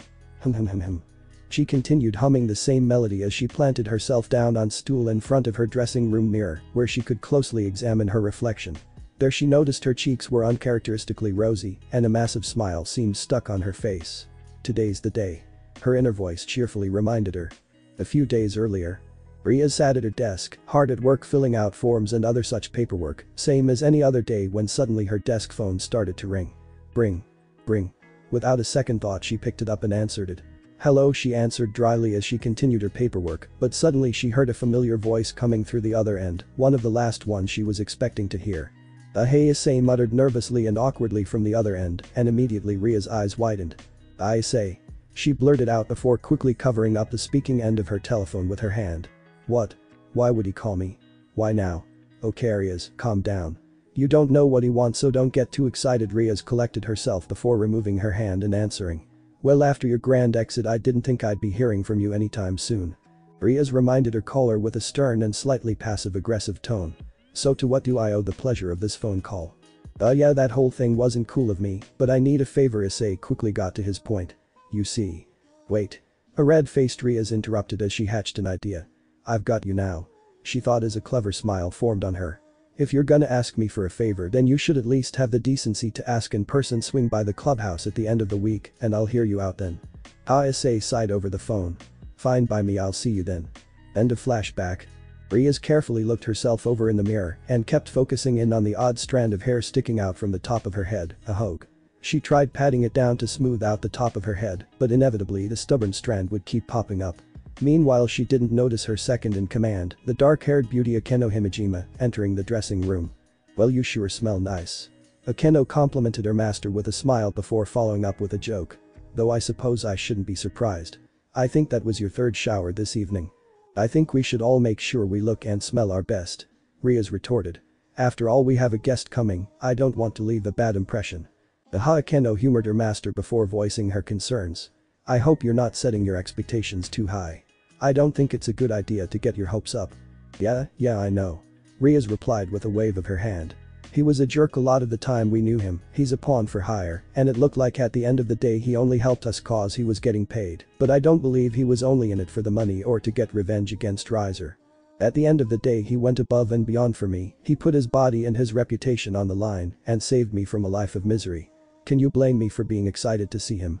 Akeno sighed as she gave in. I guess not. I just hope he can live up to your expectations. Back with Issei. The brown-haired devil exited the Kuo train station into an urban area. Due to it being later in the evening, there wasn't much activity, which was fine for Issei. I'd better not keep Riaz waiting. I wonder if taxis are still running at this time. I'd rather not walk if I don't have to. Issei thought as he surveyed his area, but it didn't take long for his search to be interrupted. Hiya. With his superhuman hearing, Issei managed to detect a woman's scream from somewhere in this urban environment. Is that a mugging? I probably shouldn't get involved, but there was something about that voice. Issei made a concerned expression, but figured it was best to ignore what he'd heard until the second scream. Help. The same voice called out for a second time, and this spurred Issei into action. I knew it. I recognized that voice. Issei quickly pulled a card out from his back pocket and held it in the air. Substitute promotion. Knight. The card flashed green before the image of an emerald green knight piece appeared for a moment behind Issei's back, and once it faded away the young devil rushed forward at an incredible speed. Elsewhere. In another part of the city, in a dark but relatively spacious alleyway, Ria's reincarnated Bishop Asia Argento found herself pinned against a wall by a long silver sword with a diamond-shaped gap in the middle pressed against her neck. Help. Somebody help me please. MMMMFFF. Her shrieks were silenced as a hand was placed over her mouth. Ha. Shut it. The man wielding the sword, a deranged-looking priest with shoulder-length white hair, went from twisted laughter to being deadly serious in an instant. Christ, you are so loud. I honestly can't believe you used to go on and on about loving God and all that crap, and now you're a damn devil. I guess I shouldn't be surprised, once a traitor is always a traitor, am I right? The psychotic priest holding Asia against her, brought his blade in closer and began to lick his dot as the intensity of the situation continued to build and Asia's feelings of hopelessness continued growing. Tears began to form on the young devil's eyes, which only delighted the priest. What? Are you crying? He mocked. Well, just you wait. Before I pay you back for leaving me for dead back at that church and sever that pretty little head from your shoulders, I'm gonna enjoy myself and make sure you won't die a virgin. Ha ha ha ha. He cackled as he ripped open her shirt and let her breasts fall out. Hiya. Asia, with her mouth now free, let out another tearful shriek. Oh yeah. Scream for me. Ha ha ha. The cackling continued until a red light was cast over the alleyway. Huh. Dragon shot. Issei now, brandishing his gauntlet, called out as he punched a bolt of red energy that flew into the priest's side, blasting him off of Asia and through a wall at the back of the alley. Issei then rushed over to Asia's aid. Are you alright? He asked as he removed his hoodie and covered Asia with it. Issei. The teary-eyed girl cried out in surprise upon learning her savior's identity. No time to catch up. I wasn't able to put much power into that blast, so you need to get out of here before he gets back up. Issei instructed, receiving a sound nod in response before Asia began to head for the opening of the alleyway. Not so fast.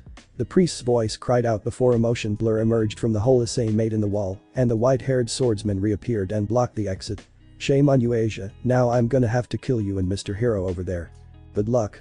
Issei cried back in response, followed by a boost.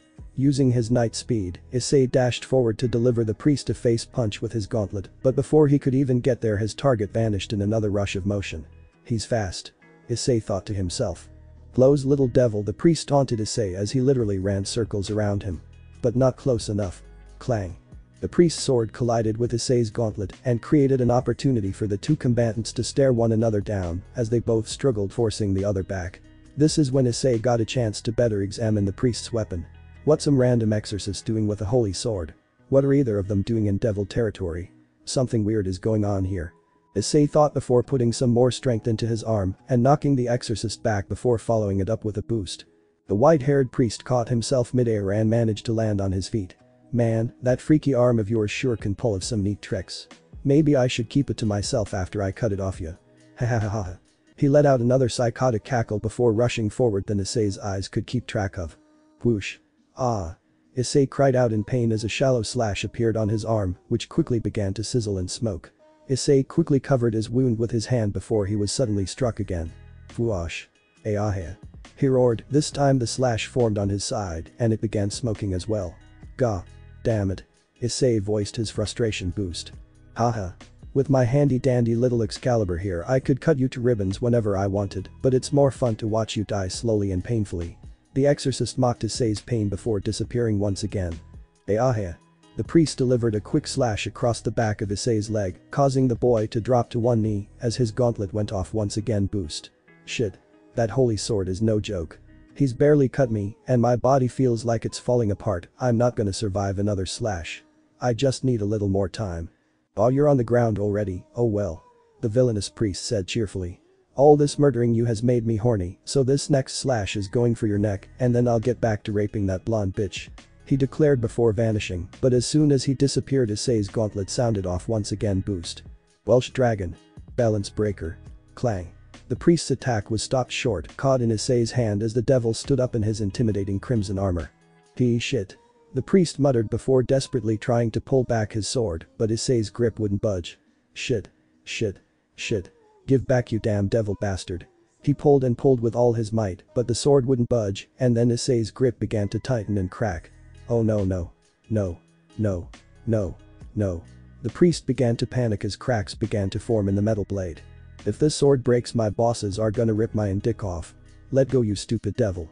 Joke's on this guy. An injured and exhausted Issei thought to himself. I couldn't break this thing if I wanted to, that holy sword took way too much out of me, I don't have the strength anymore. But I have more than enough power to do this. With his empty hand Issei picked up the priest by the neck and tossed him away like he was a ragdoll, before once again collapsing to one knee as his armor faded away. Ugh. Issei collapsed face first onto the pavement and Asia quickly rushed to the aid of her rescuer. Issei.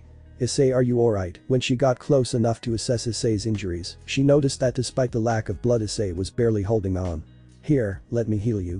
She spread her hands out over the boy's back and a healing green light began to cascade down over his body.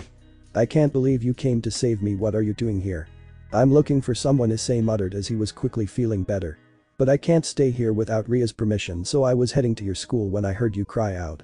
After receiving significant healing Issei returned to his feet. Do you have any idea what an exorcist wielding a holy sword would be doing in devil territory? I don't know anything about his sword, but trust me, he's not just any exorcist. His name is Fried Selzen and he and I have history. We were both excommunicated by the church and sent here. He's part of the reason why I died as a human and was reincarnated as a devil. Asia explained in a sorrowful tone. It's possible he blames me for any misfortune he's experienced since then and has come back to finish me off. I don't think so, Issei thought to himself. If he's been excommunicated, then how would he get his hands on a holy sword? And he mentioned something about a boss. I am starting to think that the White Dragon Emperor being here isn't that far-fetched a development. There's definitely something weird going on. Issei then turned to Asia, who still appeared to be shaken up by this evening's events, and he extended a friendly arm to her shoulder. That's enough worrying about it for tonight, come on, I don't want to keep Ria's waiting any longer. Asia responded with a firm nod and they prepared to head for the clubhouse, but when Issei took a step forward. Ahhhh. He winced as he nearly fell to his knee again, but managed to catch himself. Damn it. My wounds are healed, but the effect of that holy sword is still lingering, my body feels like it's on fire every time I move. Issei. Are you alright? Asia rushed over to Issei's side and acted as human crutch and helped him back to his feet. I think you need more healing. And nah, my body isn't injured, it's that sword's effect. I just need to wait it out, Issei explained. Let's just get to the club room. I'm not sure that's a great idea, the concerned blonde devil tried to dissuade Issei, to no avail. I'm fine, Issei gritted his teeth and tried to hold his grunts back, but even with Asia's assistance, every step prompted some form of grunt or wince. Oh god. Later at the Orc.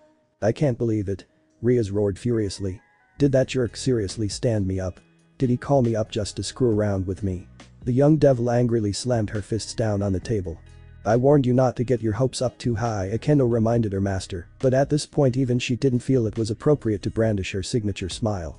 I know you did, and I know he could come across as a jerk sometimes, but still I can't believe him. That jerk. Riaz remained stern and angry on the outside, but on the inside she was nearly heartbroken, and just when she was ready to give up on the last specks of hope, she had been holding on to wham. The clubhouse door was thrown open and standing in the door was Asia with Issei draped across her shoulders, barely conscious. Hey everyone, I made it, he muttered. Riaz and Akeno quickly gathered that something was wrong, as even though Issei didn't have any visible injuries, any could tell just by looking at him, he was in rough shape. What happened? Riaz called out as she and Akeno rushed over to help Asia move Issei to the couch. I tried to get him to stop, but he insisted on getting to the clubhouse. Asia defended herself as she let out a relieved sigh upon ridding herself of the heavy burden. I couldn't keep you girls waiting, Issei joked as he struggled to keep conscious. Though I think our little Chad is gonna have to wait till tomorrow, mind if I borrow your coup, Issei then immediately lost consciousness mid-sentence, leaving Riaz in utter confusion. Wait, hold on. What happened? Riaz asked as she tried shaking Issei awake to no avail, but despite the lack of a response, she continued to try and wake him. Are you okay, Issei? Issei let out a shriek immediately upon awakening, he was heavily panting, as if he'd just finished a round of sprints, and sweat was pouring off his face. Ha ha ha ha, I'm alive. I'm alive. Issei exclaimed happily with a level of honest surprise being portrayed in his voice. And this isn't where I passed out, Issei told himself upon realizing he was currently sitting on a mattress covered in white sheets and blankets, a far cry from the couch he'd collapsed on, and to top things off he was topless. Where'd my shirt go? Issei surveyed his surroundings and quickly found he was in an unfamiliar bedroom. I can put together what's going on. Issei figured as he looked over to his left to find a human-sized lump in the sheets. Yep, I knew it. Normally I'd just let her sleep, but I don't know where I am, so it's time to wake up. Issei reached out for the sheet and pulled it off, revealing Ria's sleeping face along with her completely nude body. Wow. The sleeping girl groaned as her eyes began to blink open. Good morning. She smiled and she looked up at Issei with a sultry, seductive bat of sapphire blue eyes. And I'm over it, Issei muttered blankly upon realizing he was being played to. He balled up the sheets and threw the cluster at Ria's face to cover her up and then pivoted himself off the massive white bed. Glad to see you're feeling better. Riaz muttered back, frustrated her seductive plan seemed to have fallen through. So where are we and where is my shirt? Issei, feeling cold, began to cradle his bare chest in his arms. You were in pretty bad shape after your run-in with that exorcist, I had to heal you overnight, so I brought you here. This is the guest room in my apartment. Riaz explained, causing Issei to give the massive guest room a look over before shooting the high-class devil a disappointed look, but Riaz didn't seem to notice. My healing magic works better with a more direct skin contact, so we removed your shirt, plus it was covered in sweat and vomit. But your clothes should be cleaned by now. She continued as she lifted herself off the bed, leaving the sheets behind. If you follow me we'll get you dressed and head for the clubhouse. Riaz walked across the guest room floor on the way to the door, doing nothing to hide her impressive body from the eyes of her guest as he stood and waved. I'm anxious to finally hear your request. She looked back from the doorway and winked, to which Issei responded with a quick roll of his eyes. Later, or clubhouse. Issei followed the red-haired club president through the wooden doors of the all-too-familiar old-school building. On the inside the other 4 members of Ria's peerage sat in place waiting for the 2 of them to arrive. The gang's all here, Issei thought as he raised a confused eyebrow. These sort of talks are usually done one-on-one, but I guess she is just a kid, so I don't blame her for not getting details exactly right, and I don't think she meant anything by it, but I'm already embarrassed coming back here to ask for help, and the audience isn't making it better. Issei thought as a cold sweat formed on his forehead. Alright, let's get down to business. Riaz made herself comfortable at her desk as she locked her eyes onto Issei. So what is you'd like to request of me? Issei let out a sigh in defiance of Ria's overdramatic flair. Look, it's not so much of a request as I just wanted to get your permission for something. In fact, if there wasn't history between us I wouldn't even be asking. I've received a piece of what should be reliable that told me a person of personal interest would be here in Kuo sometime in the coming month. I don't know when they'll be here, they may even be here now, but I've never met this person before, so I'd need time to investigate. I know Kuo is your territory now and I know you're very active here, so I'm asking your permission as to not step on any toes. A person of personal interest. Someone you haven't met yet. Rias raised an eyebrow at these seemingly contrary points. Who exactly is it you're searching for, Issei? Issei took a moment to formulate his response, unwilling to say it outright, he decided to keep his answer relatively vague. Someone I'm destined to meet. You could almost call it fate. I see Rias being astute, easily deciphered Issei's meaning. Well, I appreciate you respecting my authority over the region and asking outright for permission, and so I'm willing to accept your request. In exchange. Here we go, Issei rolled his eyes as he figured this outcome would arise. As a devil, it would go against principle for me to accept your request for free. Rias justified. So in exchange the use of my territory and aid in your search, I'd like for you to sign a second contract and rejoin my family. No, can't do it. Issei interrupted and then quickly stuck two fingers in the air before Rias had a chance to rebuttal. 2 reasons. He elaborated. First, if who I'm searching for doesn't show up here, then it wouldn't be the first time my info lead to a dead end, and in that case, I'll need to continue my search, I can't be tied here. And secondly. Issei's expression turned more pessimistic as he continued. If I find who I'm looking for, I can't guarantee I'll be able to keep my end of this deal. I might not be alive long enough to fulfill that contract you want. I'm not against payment, that's how devils do things, but you'll have to find something else I can help you with. Issei enforced his point with a stern crossing of his arms. Well, that's where we come to impasse. Rias replied, putting her stubbornness on full display. The time you spent as part of my family may not have been long, but nevertheless you made an unforgettable impact. I can't pass up on an opportunity to make you mine once again. If it does anything to alleviate your concern, I treat my pieces like family, in the sense that I'm willing to support their personal goals and desires to the extent they're willing to support mine. I wouldn't stand in the way of your search, and I believe in you to the point that when you find this person you're looking for, I have no doubt you'll return to my side victorious regardless of who they might be. Issei let out a pained groan. Jesus, it's like talking to a wall, she doesn't get it. It doesn't matter who wins or loses, I'm already a dead man walking, she's a kid, so I shouldn't let it get to me, but there's something about that stubbornness that's pissing me off. Unwilling to argue, he simply turned around. I already told you it's not happening. If you don't want to listen, then I don't have anything else to say to you. Rias called out, having not foreseen this outcome. Wait. She followed up, but Issei didn't stop his march to the door, which in turn angered the devil. So I take it this means you're leaving. She said with a glare, crossing her arms and striking a powerful stance. For whatever reason this got Issei to stop and prompted an answer. No, not until I'm finished with my business. You don't have permission to be here, in my territory. Rias pointed out, narrowing her eyes. If you remain it'll be considered trespassing and I'll. Let me stop you there. Issei turned back and locked eyes with Rias. I came here trying to be nice. I'm not looking to fight with you, but if you're going to insist on making me an enemy, and if you try to get in my way, then let's just say I've got nothing to lose, and I won't be pulling my punches. Issei growled back. Perceiving possible danger, Kiba and Kaneko took battle stances without needing any instruction from their master.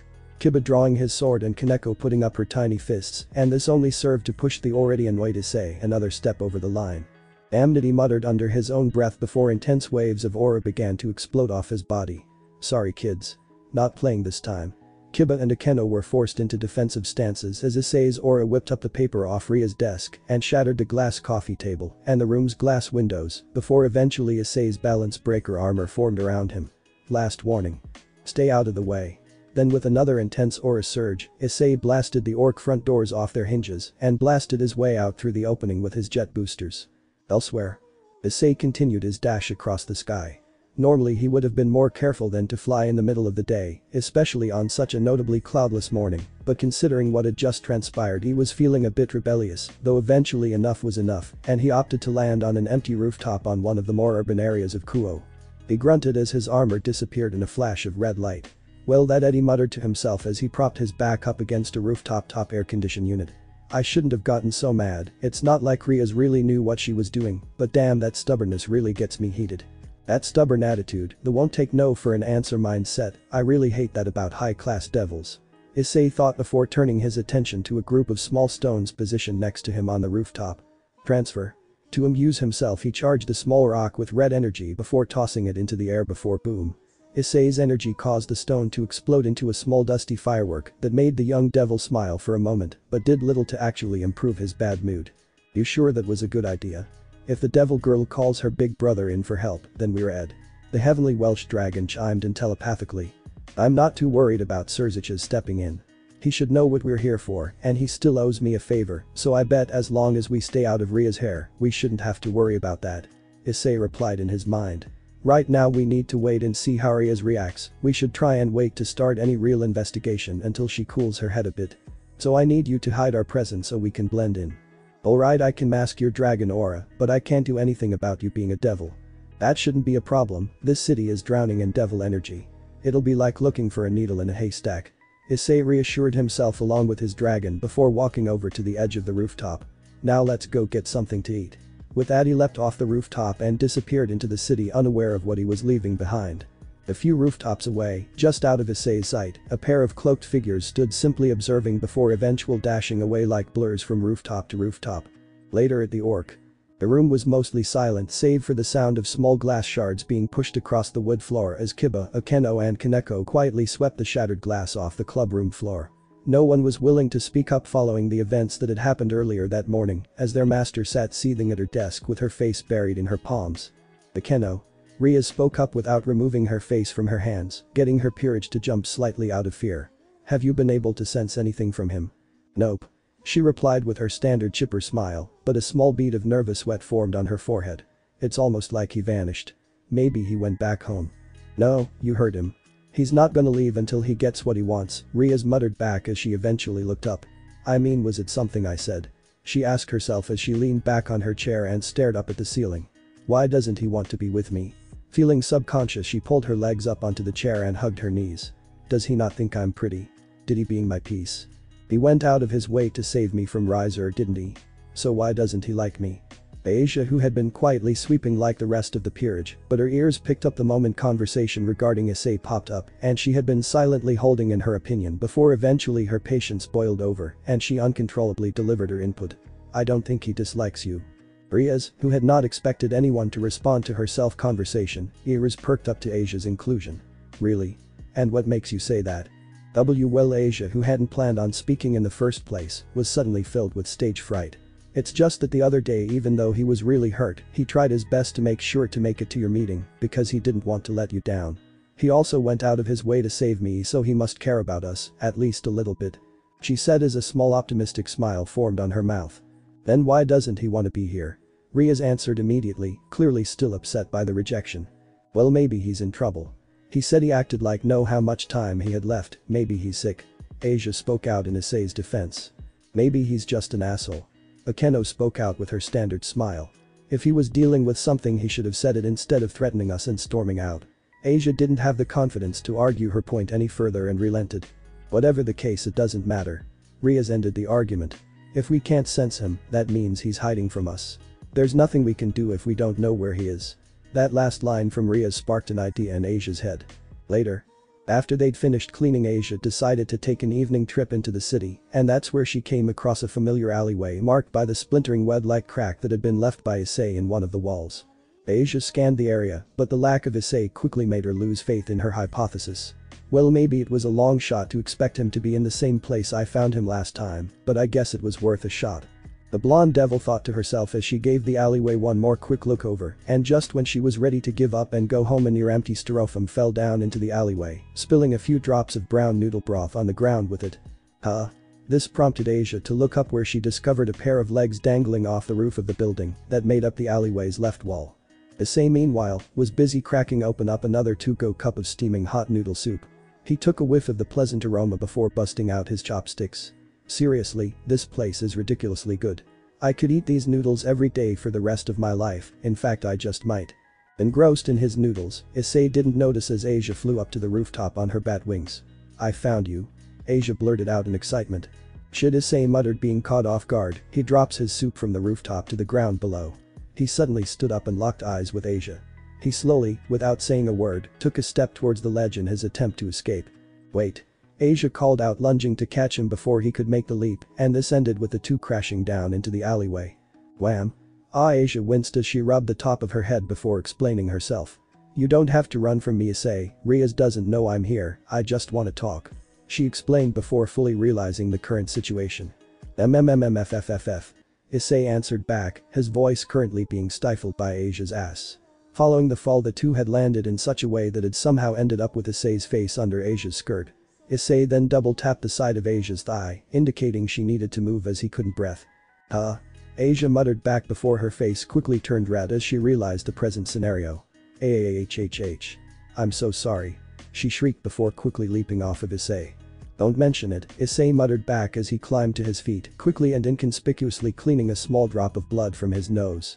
Well, you have my attention, but you'd better be quick. I don't want either of us to get in trouble with your master. Well, it's just you seemed a little off this morning. You acted like you weren't sure if you'd be around much longer, so I thought maybe you were sick or something. I was wondering if I could help you. She asked sheepishly, but making sure she put everything out there that she wanted to say. This prompted Issei to raise an eyebrow. So you picked up on that, huh? Well, it's not like I was too subtle about it.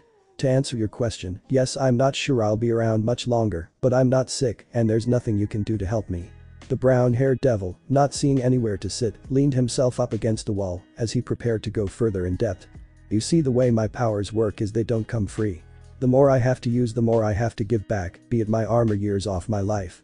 To sum things up, the day my original master was killed, I lost it and ended up using a massive amount of power, and in return I had to give up most of my life force. Issei confessed to getting Asia's eyes to go wide. I don't know how long I have left, frankly I'm too scared to find out, but it's safe to say I more than forfeited my immortality, but that's not the end of it. Currently every time I use my powers it takes something off the time I have left, and I have a good feeling that whenever I find who I'm looking for, I'm going to end up burning through most of what I had left.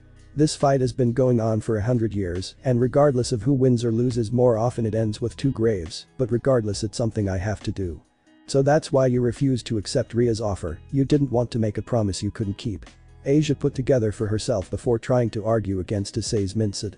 But wait, there are techniques and practices for restoring a person's life force. We can help you. Yeah, I know. Issei responded, prompting a confused look from Asia. I understand that there are ways to treat my condition, but the thing is, I don't want treatment. The only reason I had to want to be immortal is long dead, and if anything I take solace in believing that whatever happens at the end of my road, when it's all over I'll get to see her again. Issei said with a smile before turning to exit the alleyway. Well, it was nice chatting with you. Do me a favor and keep this little chat of ours a secret, it's kinda personal. Wait. Asia called back, but following a small wave goodbye, Issei exited the alleyway and disappeared into the city. On an elegant wooden bench in the middle of a lavish underworld garden, sat a young Dahlia Astareth. She sat crisscross with her eyes closed, meditating. She was dressed athletically, with her long emerald green hair tied up in a ponytail, as she focused on aligning her mind and body. Meanwhile, under the shade of a tree just out of earshot of the mediating devil, a pair of devils were muttering to themselves. So is he really going to try again today? A short, slim girl with pink hair tied up into pigtails and dressed elegantly asked with a roll of her eyes. I'm afraid so, a young man with circular rimmed glasses and shoulder-length black hair answered in a downer tone of voice. If I'm correct, I believe today will mark rejection number 37. That's you gotta give it to him for persistence. The pink-haired girl shrugged before the two of them turned silent in preparation for what was about to occur. Almost on cue, a younger Issei made his entrance into the garden with a bouquet of roses in his hands and a determined look in his eyes. He strutted proudly forward, his gaze fixated on his meditating master. Sensing her pawn's presence, a small smirk formed on Dahlia's face. Yes, Issei. How can I help you? She asked sarcastically with her eyes still closed, knowing full well what was coming. Dahlia. Issei exclaimed as he dropped to one knee in front of her. I love you. He confessed. I've loved you since I was just a kid, I can't stop thinking about you. Please. Will you marry me? With that final question, a red blush formed on the young devil's face, and he shut his eyes and braced himself for an answer. Here we go again. Dahlia thought as she rolled her eyes. First of all, Issei, you're still a kid. She retorted as she took the bouquet from the young man's hands and placed it on the bench behind her, but not before taking a quick whiff. And by now you should know what I'm going to say. She said as she put her fists up and took a combat stance. Yes, I will marry you, if you can beat me. Issei smiled as he back-rolled away from his master to create distance between the two. I'm going to hold you to that. Issei said confidently as he summoned his gauntlet over his arm. Just so you know, I'm a lot stronger than I was last time. You better be, I'd feel insulted otherwise. Dahlia replied before taking a deep breath, which prompted an intense green aura to surround her body. "Alright, let's begin," she declared, and the two lunged towards one another. A few minutes later. "Give up?" Dahlia asked, her glowing green foot pinning Issei down by his back. "Gahh. Hell no." Issei roared back defiantly as he struggled to free himself. The green-haired devil rolled her eyes once again, before lifting her foot up barely, before stomping it back down on the base of his spine. The force of this blow sent cracks through the ground. "Aha. Okay. I give." Issei relented, and his master removed her foot from his back. "You know, it's almost been a whole month since your last confession. I thought you'd finally given up this time." Dahlia taunted her beaten pawn. "Never." Issei cried out as he rolled over onto his back, still not ready to stand up on his own. "I'll never give up. Not until you say yes. I'll admit, you certainly are stronger than last time, but if I've said it once and I'll say it a million times. I refuse to marry a man weaker than me, no exceptions. So if you're really that determined, you'll just have to keep getting stronger." She responded encouragingly as she extended her servant a hand up. "I look forward to seeing how strong you'll become by your next proposal." She then flashed the young Issei a gorgeous smile, one he'd never forget. End of flashback. Beep beep. Beep beep. Beep beep. An alarm clock began buzzing, pulling Issei from his dream world back into reality, where he found himself lying on a bath towel on top of a disgusting motel room bed. Ugh, Issei groaned as he rubbed his eyes before rolling over to silence the alarm clock, which read 1:30 a.m. "Time to go to work," Issei muttered as he leapt up from his bed and made his way to the door, throwing on a dark hooded sweatshirt as he did so before exiting the room. "I've been in Kuo for a little over a week now," Issei began to narrate as he walked the city streets. "During the day I try my best to hide myself from Rias and her friends. I don't have much demonic power. As long as I don't use drag I can almost blend into the background, but I still stand out to the point where if they're looking for me, they'll find me if I'm not careful. At night I can move around more freely because there's usually more supernatural activity at this time, and that makes it easier to blend in." Issei entered Kuo's nightlife district. He pulled his hood up over his head to better hide his face from the glow of the neon lights as he passed by the many bars and restaurants serving the late-night crowd, not to mention a few X-rated establishments. "Problem is I don't exactly know what I'm looking for." Issei's monologue continues. "All I know is the White Dragon is supposed to show up in this town at some point, if he's not already. Drake says this generation's White Dragon Emperor is awakened, so I'm searching for a sacred gear user, but the problem is that unless they are using their powers, I won't be able to sense them, so whoever I'm searching for could be hiding the same way I am. So right now I'm trying to track them down the old-fashioned way by gathering information." Issei finished as he stood in front of his destination. He looked up at the neon sign displaying the silhouette of nude woman sitting with her leg up, and next to the sign was the icon XXX. "It wasn't cheap, but I got a tip saying there was someone who frequents this place that might be able to give me some info. I just gotta wait." Issei propped himself up against the outside of the club and just stood there patiently. A few customers came and went, but Issei didn't budge, at least not until a certain man came stumbling out of the club. He was a handsome man, appeared to be in his mid to late 20s with shoulder-length, wavy black hair, and a well-kept goatee of the same color. He "Good night, ladies." He bid farewell to his favorite establishment and began his drunken stumble home. After giving him a half a minute head start, without another word Issei began his pursuit. Later. Issei followed his target on foot for another half hour, until the two had left the city entirely and entered a more suburban area. The young devil had no intention of being subtle in his pursuit, not giving the dark-haired man more than 20 meters of space, being obvious to the point where even in his drunken state, the target took notice of this. "Okay, I know my head is spinning right now, but this is freaky, right?" the dark-haired man thought as he took a quick glimpse behind him to see that Issei was in fact still following him. "I mean, come on. He's been tailing me for 2 miles, he's definitely onto me." The dark-haired man quickened his pace, and Issei did so in kind. Shit. He's onto me, my cover's totally blown." A panic sweat formed on the stranger's brow. "I'm a scout, not a soldier. I'm no good in a fight, but this guy doesn't know that." The man's expression changed for the better as an idea popped into his head. Eventually the two came to crosswalk displaying a red crossing light, and the two were forced to a stop. Okay. Come on, you're a goddamn fallen angel, for crying out loud, one of Azazel's most trusted scouts. "This punk doesn't scare me." The scout pumped himself up before turning to face Issei with his chest puffed out and his head held high. "That's a kid. I don't know who you think you're dealing with, but..." Huh. Before he could finish his bluff, the fallen angel was met with the emerald glow off Issei's glare. A pair of green dots pierced through the shadow of Issei's hood and delivered a fear into the fallen angel's heart. Wah.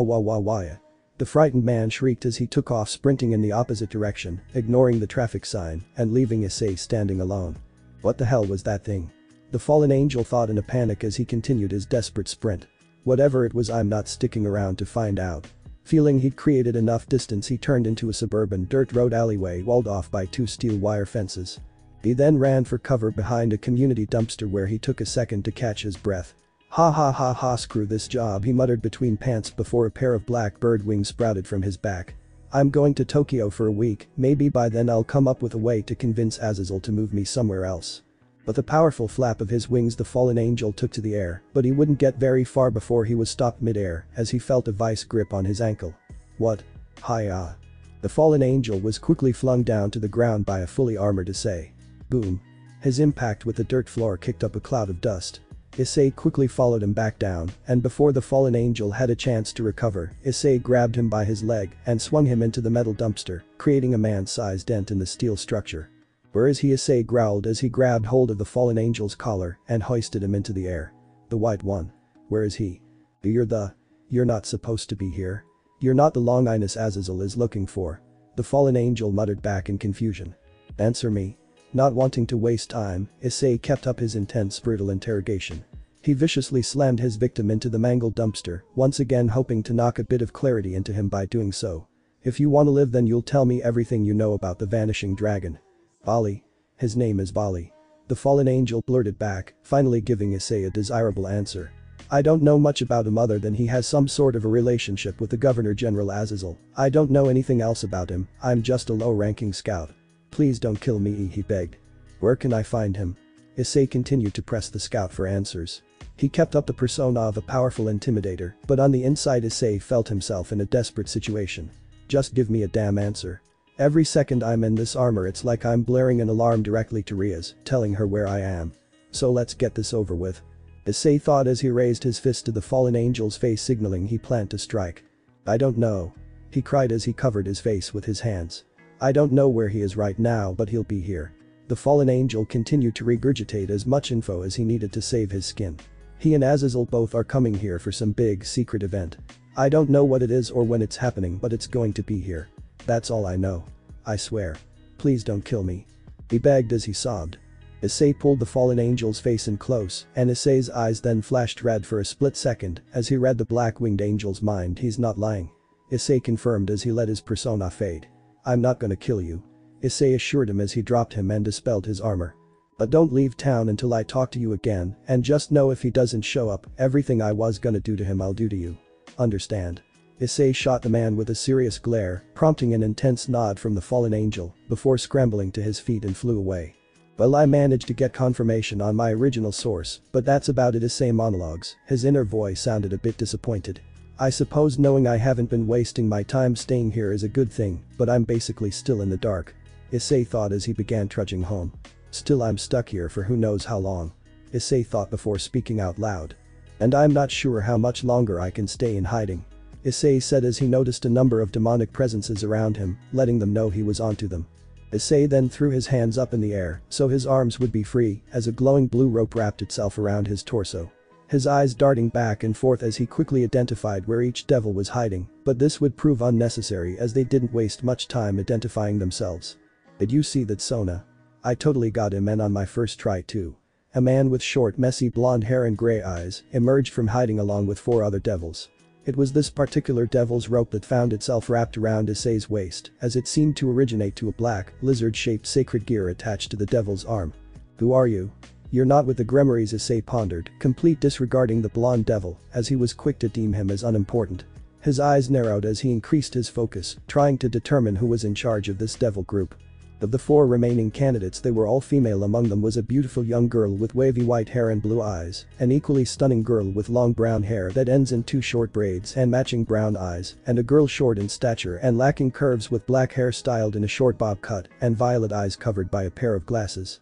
Then Issei locked eyes with who he assumed to be in charge, another beautiful girl with long straight black hair that extends all the way down to her knees, heterochromic eyes, with a violet left eye and a light brown right eye, and an aura of seriousness that matched with her stature and composure, made her a notch more intimidating than the rest. I am Sona Citri. A voice called out from behind Issei, catching him off guard and spoiling his assumption. He turned to find it was the petite girl addressing him. "And you're Issei Haidu, the current Red Dragon Emperor, is that correct?" "Citri. Pardon me, but I didn't realize there was a young one. I never paid too much attention to all that devil family crap growing up," Issei replied, ignoring her question.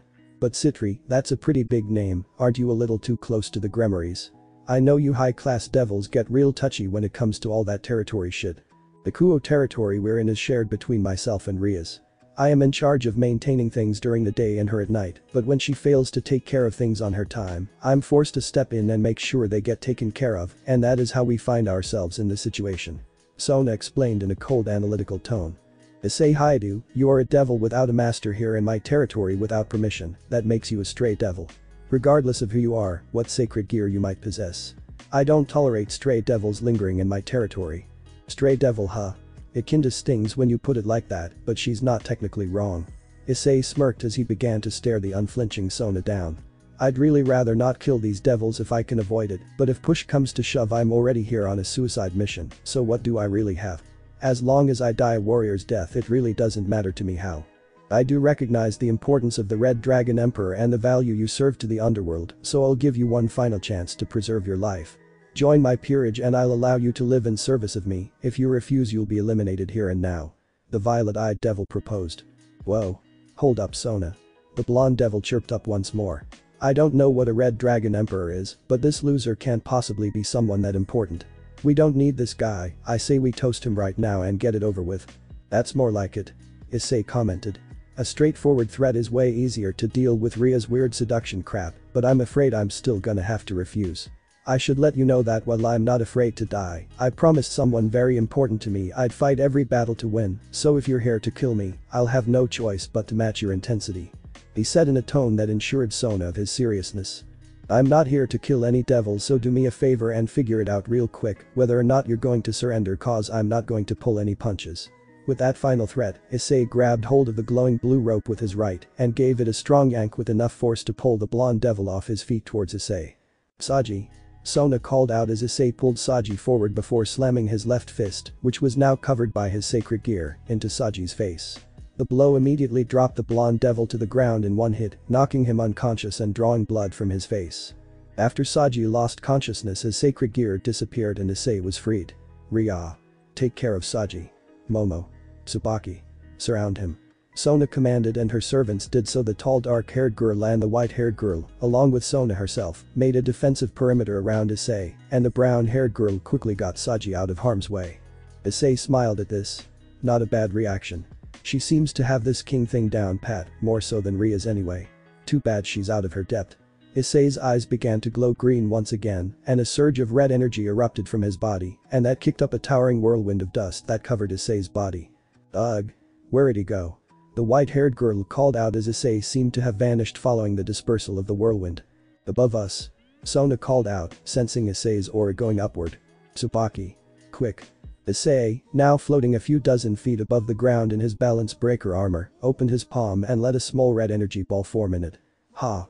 he roared as he slammed his fist into the energy ball, shooting it down at the devils below him. The tall, dark-haired Tsubaki quickly stepped in, forming a glowing mirror which caught Issei's energy blast and repelled it back at him, but not after the energy ball doubled its original size. "Whoa," Issei thought as he was quick to swerve out of the way of the enhanced attack aimed at him. "So her mirror can repel my attacks and increase their strength, that can be a problem. No more ranged attacking Issei, time to get our hands dirty," Issei decided as he nose-dived towards his foes. "Rahh," Sona cried out, forming a blue magic circle which conjured forth a massive serpent made of water to intercept Issei. Boost. Boost. Boost. Boost. Boost. Issei increased his own energy to the point where it formed a visible aura around him, and with that aura, he ripped through the liquid serpent with ease. After piercing the body of the sentient water, it was reduced to a scattering of water droplets. Having dealt with the serpent, Issei landed on the ground in front of Sona and reeled back his fist. "Sona." The white-haired Momo called out as she leapt in front of Issei's attack, conjuring a magic barrier to protect herself, but it would be of little use. Issei shattered the shield with very little effort and slammed his fist into the white-haired devil's stomach, knocking her backwards through the air and making her lose consciousness upon her landing. "Momo," Sona called out as her servant laid there limp on the battlefield. "As king, this is all on you." Issei imposed some wisdom on his opponent. When you pick a fight, having a good strategy is important, but it's also important to make sure you're bringing enough firepower to carry you through in case plans go south. Sona, not having a verbal comeback prepared, conjured up another magic circle, but Issei was close enough that he simply ripped right through it before she could cast her spell, and he grabbed Sona by the and lifted her into the air. The one who wields a piece of Vitra, the Dragon King, he is a pawn, right? Issei received no answer, but he didn't need one to know he was right. But Vitra's power, he's probably worth a couple pieces, right? If that's the case, he's too valuable to be a shield, so you need to make sure he's your strongest piece. A valuable pawn should be able to match up against any opponent, remember that while you're raising him. While Issei was busy giving a one-sided lecture, he didn't notice Tsubaki sneaking up behind and preparing an attack with her Naginata. Schlink. The dark-haired devil sliced into Issei's back, cutting through his armor and drawing blood. Ahhhh. Issei roared as he dropped Sona and stumbled backwards. Take this. Sona summoned another magic circle and let loose a massive high-pressure water blast which knocked Issei backwards hard, sending him through the metal fence behind him and into the forested park area behind him. I don't think that was enough to put an end to him. Tsubaki warned, though her monotone voice didn't let slip any audible fear. No, Sona muttered back, still recovering from before. I fear we've only served to anger him. Room. On cue, a pillar of crackling aura erupted from within the trees, knocking several of them over. Eventually, from hidden behind the trees and shrubs, Issei emerged with a flame-like red aura surrounding his body. His eyes and the many gems which adorned his body had changed from their emerald green color to a burning, violent red. This is your very last chance. Issei growled, his voice shaking with anger. Surrender now, cause I'm mad. He roared as he blasted forward at an incredible speed, forcing Sona and Tsubaki to leap backwards to avoid his attack. Issei slammed his fist into the ground, creating a powerful shock wave that destroyed the ground. Gah. Issei groaned as he struggled to keep focus to maintain his furious power-up. Rah. Issei roared as he waved his arm and launched forward 3 energy blasts which Tsubaki and Sona managed to dodge with ease, but these energy blasts were merely a red herring as Issei used the distraction to launch his real attack. He flew forward at Sona, planning to end it all in one shot with his enhanced strength, but being the dutiful servant she was, Tsubaki quickly intercepted and summoned her mirror to repel Issei's attack, making the boy smile below his helmet. Too slow. He called out as he used his increased speed to easily maneuver behind Tsubaki's mirror, moving than the eye could see and creating an open shot at the short-haired Devil King. Just remember, you wanted this fight. Issei thought as he reeled his fist back. Sona's eyes went wide as she realized she wouldn't be able to dodge Issei's attack, but in the very split second before Issei could fully close the distance, she was saved by an incredible stroke of luck. Krayakum. A massive pillar of lightning came crashing down on the space between Issei and Sona, interrupting the Dragon Emperor's attack. Following the lightning strike, Riaz and her peerage descended on the battlefield. The arrival of Riaz and her team disrupted Issei's focus and caused his power boost to fade before he was forced out of his armor following the loss of his energy and making him drop to a sitting position on the ground. What the hell is going on here? Riaz let out an angry roar directed at both Issei and Sona. I was trying to take care of your mess. Sona explained as she leaned herself onto Tsubaki for support. You've been letting this dare on free for over a week. My mess? Riaz raised an eyebrow at Sona before looking over the battle-torn area of town they found themselves in. Well, maybe going forward, you let me deal with my problems myself. Riaz snapped back. I told you I would handle Issei. HMPH. Then handle it, you have until tomorrow morning. Sona declared with her standard serious tone before blue magic circles opened beneath her and all of her beaten service that teleported them all with me. Following Sona's departure, Riaz turned her attention to the now powerless Issei. Issei, fearing what's to come, figured it best to turn his head away to avoid eye contact, but on the contrary to his expectations, a lecture never came, prompting Issei to look up to determine what was going on, and when he did so he was met by direct eye contact from Riaz. You're coming with me. We need to talk. Riaz declared in a matter-of-fact tone, accompanied by a deadly serious glare as she extended a hand to Issei. Issei, who found himself powerless to refuse and without an immediate escape plan, he begrudgingly took her hand. Issei stood statue-like in front of the high school entrance, still bewildered by the circumstances that brought him to this point and the circumstances that now had him wearing the student's uniform. You've got to be kidding me, he thought with a grimace. Come on, Issei, we don't want you to be late on your first day. Asia cheered, she exuded such high levels of cheerful excitement that she couldn't even notice Issei's abysmal demeanor as she guided him in. Is that him, the new kid? He's kinda plain looking. Yeah, I was hoping for a real cutie. This guy is kinda punk looking. His eyes are interesting, they're green, but he looks Japanese. That's pretty unusual. Muttering quickly filled the halls of Kuo Academy as Issei was guided to his classroom. Even though the Kuo students tried to keep their gossip to a whisper, Issei caught every word with his inhuman hearing, but he had no trouble ignoring every word. Man, this place reeks of the mundane and mediocrity. Humans, even the absolute best of the best, the 0.01% can barely stand on the same ground as the rest of creation. There might be 50 of them in their entire race that are actually worth a shit, Issei ranted to himself as he struggled to even look at his classmates. The Red Dragon Emperor had grown rather jaded of the species following his disownment by his parents. The only reason Rias has such a fascination with them is because she's never had to be one. It doesn't take very long for the wonder of being human to wear off. It didn't take long for them to arrive at Issei's new classroom. Well, here we are. If you need anything or have any questions, I'd be happy to help. Asia said with a smile as she stood in front of the doorway. I look forward to sharing the school year with you. Not wanting to disappoint her, Issei forced a smile back and the two entered the classroom. Once again all eyes were on Issei, and his forced enthusiasm for Asia's sake was quickly ended. We have a new student joining us this morning. The faceless teacher began the introduction. Please welcome Mr. Issei Haidu. Issei said, not pausing at the front of the room to make a proper introduction. How would you spell that? The teacher asked, but they were totally ignored as Issei was focused on finding a seat. Asia was quick to gesture to an empty seat directly next to hers, but when Issei's eyes fell on that empty chair, he immediately felt a wave of hateful stares from the small population of male students in the class.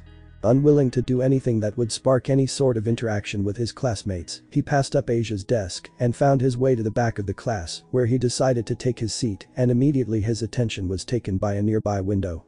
Oh well, I guess we'll get started. The teacher muttered, not sure of how to react. Regardless, her class's eyes were fully locked on Issei following his rocky introduction. Issei at that point had once again retreated into his thoughts, to the point where he didn't even notice his classmates staring. I, the infamous Red Dragon Emperor, am sitting at a desk in the middle of a high school class. What am I doing here? He thought as he buried his face in his palms. Flashback last night. Issei groaned as he sprawled out on the orc couch, dealing with the consequences of using his rage boost. It wasn't so bad when I used it against Riser, but stacking that multiplier onto my balance breaker must make the recoil even worse. I'm struggling to stay conscious, and my body feels like one massive bruise. Smack. Rias struck Issei's face with a light slap to get his attention, but under the circumstances he might as well have been kicked in the jaw by a horse, but he was too exhausted to let out a scream, so he just suffered in silence. Alright, focus up, here's the deal. Rias said in a bitter voice accompanied by an annoyed glare. So you're not going to join my team, as disappointing as that is. I suppose I can't make you. But I also clearly can't trust you to operate with any autonomy considering tonight's fiasco, so we're going to have to compromise. Rias took a powerful arms-crossed stance as she delivered her terms. From now on, you'll spend every hour in Kuo under the surveillance of myself or a member of my peerage. We'll place a tracking spell on you. During the day you'll operate under our schedule, and that includes a daily meeting of the Occult Research Club here in the club room. At night you'll be given opportunity to conduct whatever investigation you're here to do, but only if you're accompanied by an Occult Research Club member. We'll also provide you with lodging near the school. Do you accept these terms? Issei, whose exhausted brain had only caught around half of what Rias had said, gave a quick painful nod of agreement so that the conversation would end and he'd be free to pass out on the couch.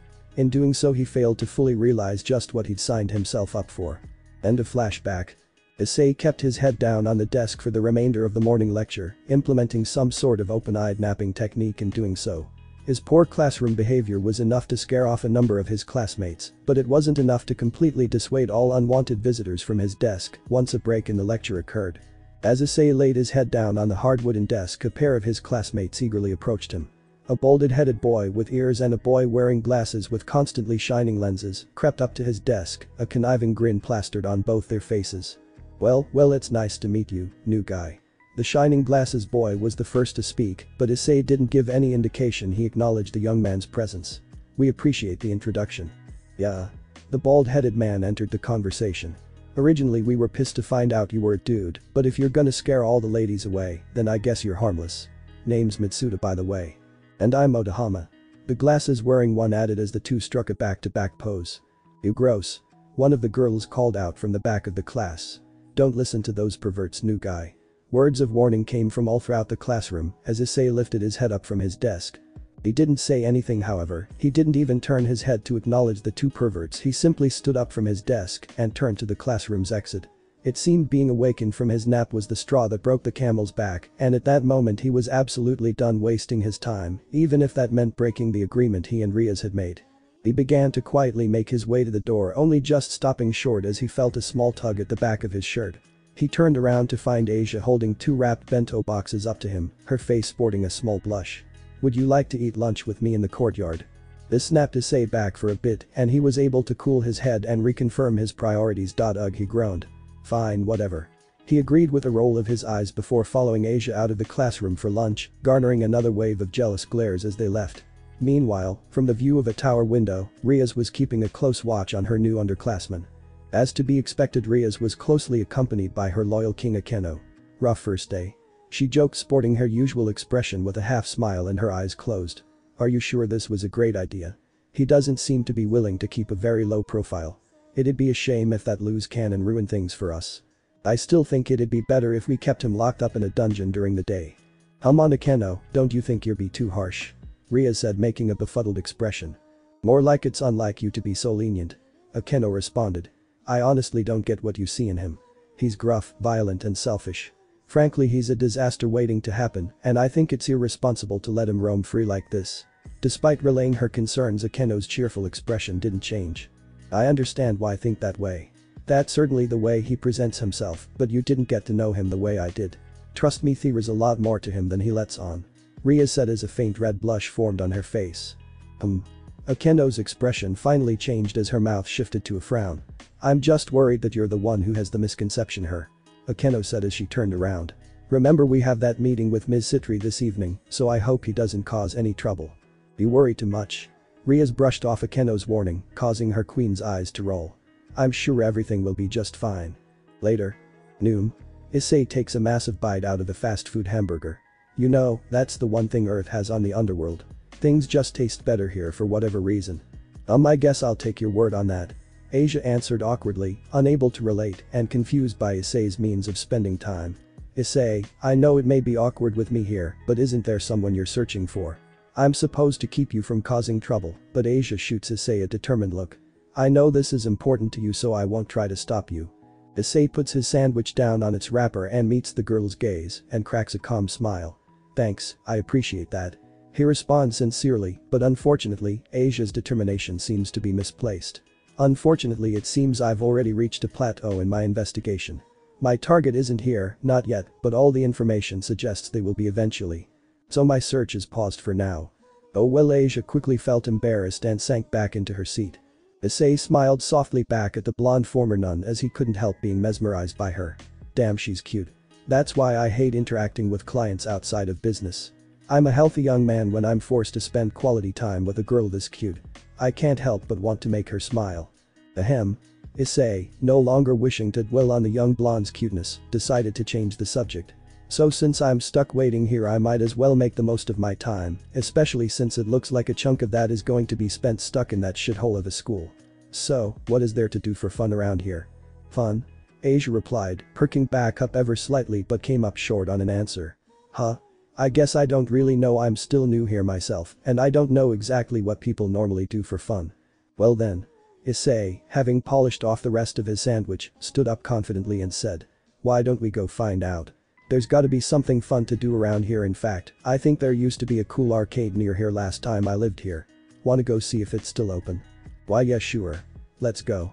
Asia exclaimed with excitement that brought a smile to both of their faces, but before they could leave, Issei looked down at his hands and saw they had made a mess from his sandwich. "Wait here, I'm gonna go wash my hands, then we can go," Issei said as he stood up and made his way to the bathroom. Thankfully there wasn't a line and he didn't have to wait a second for the sink, but the second Issei touched the faucet, something felt odd as a familiar voice flooded his head. "We used to love that arcade, didn't we? Or have you already forgotten?"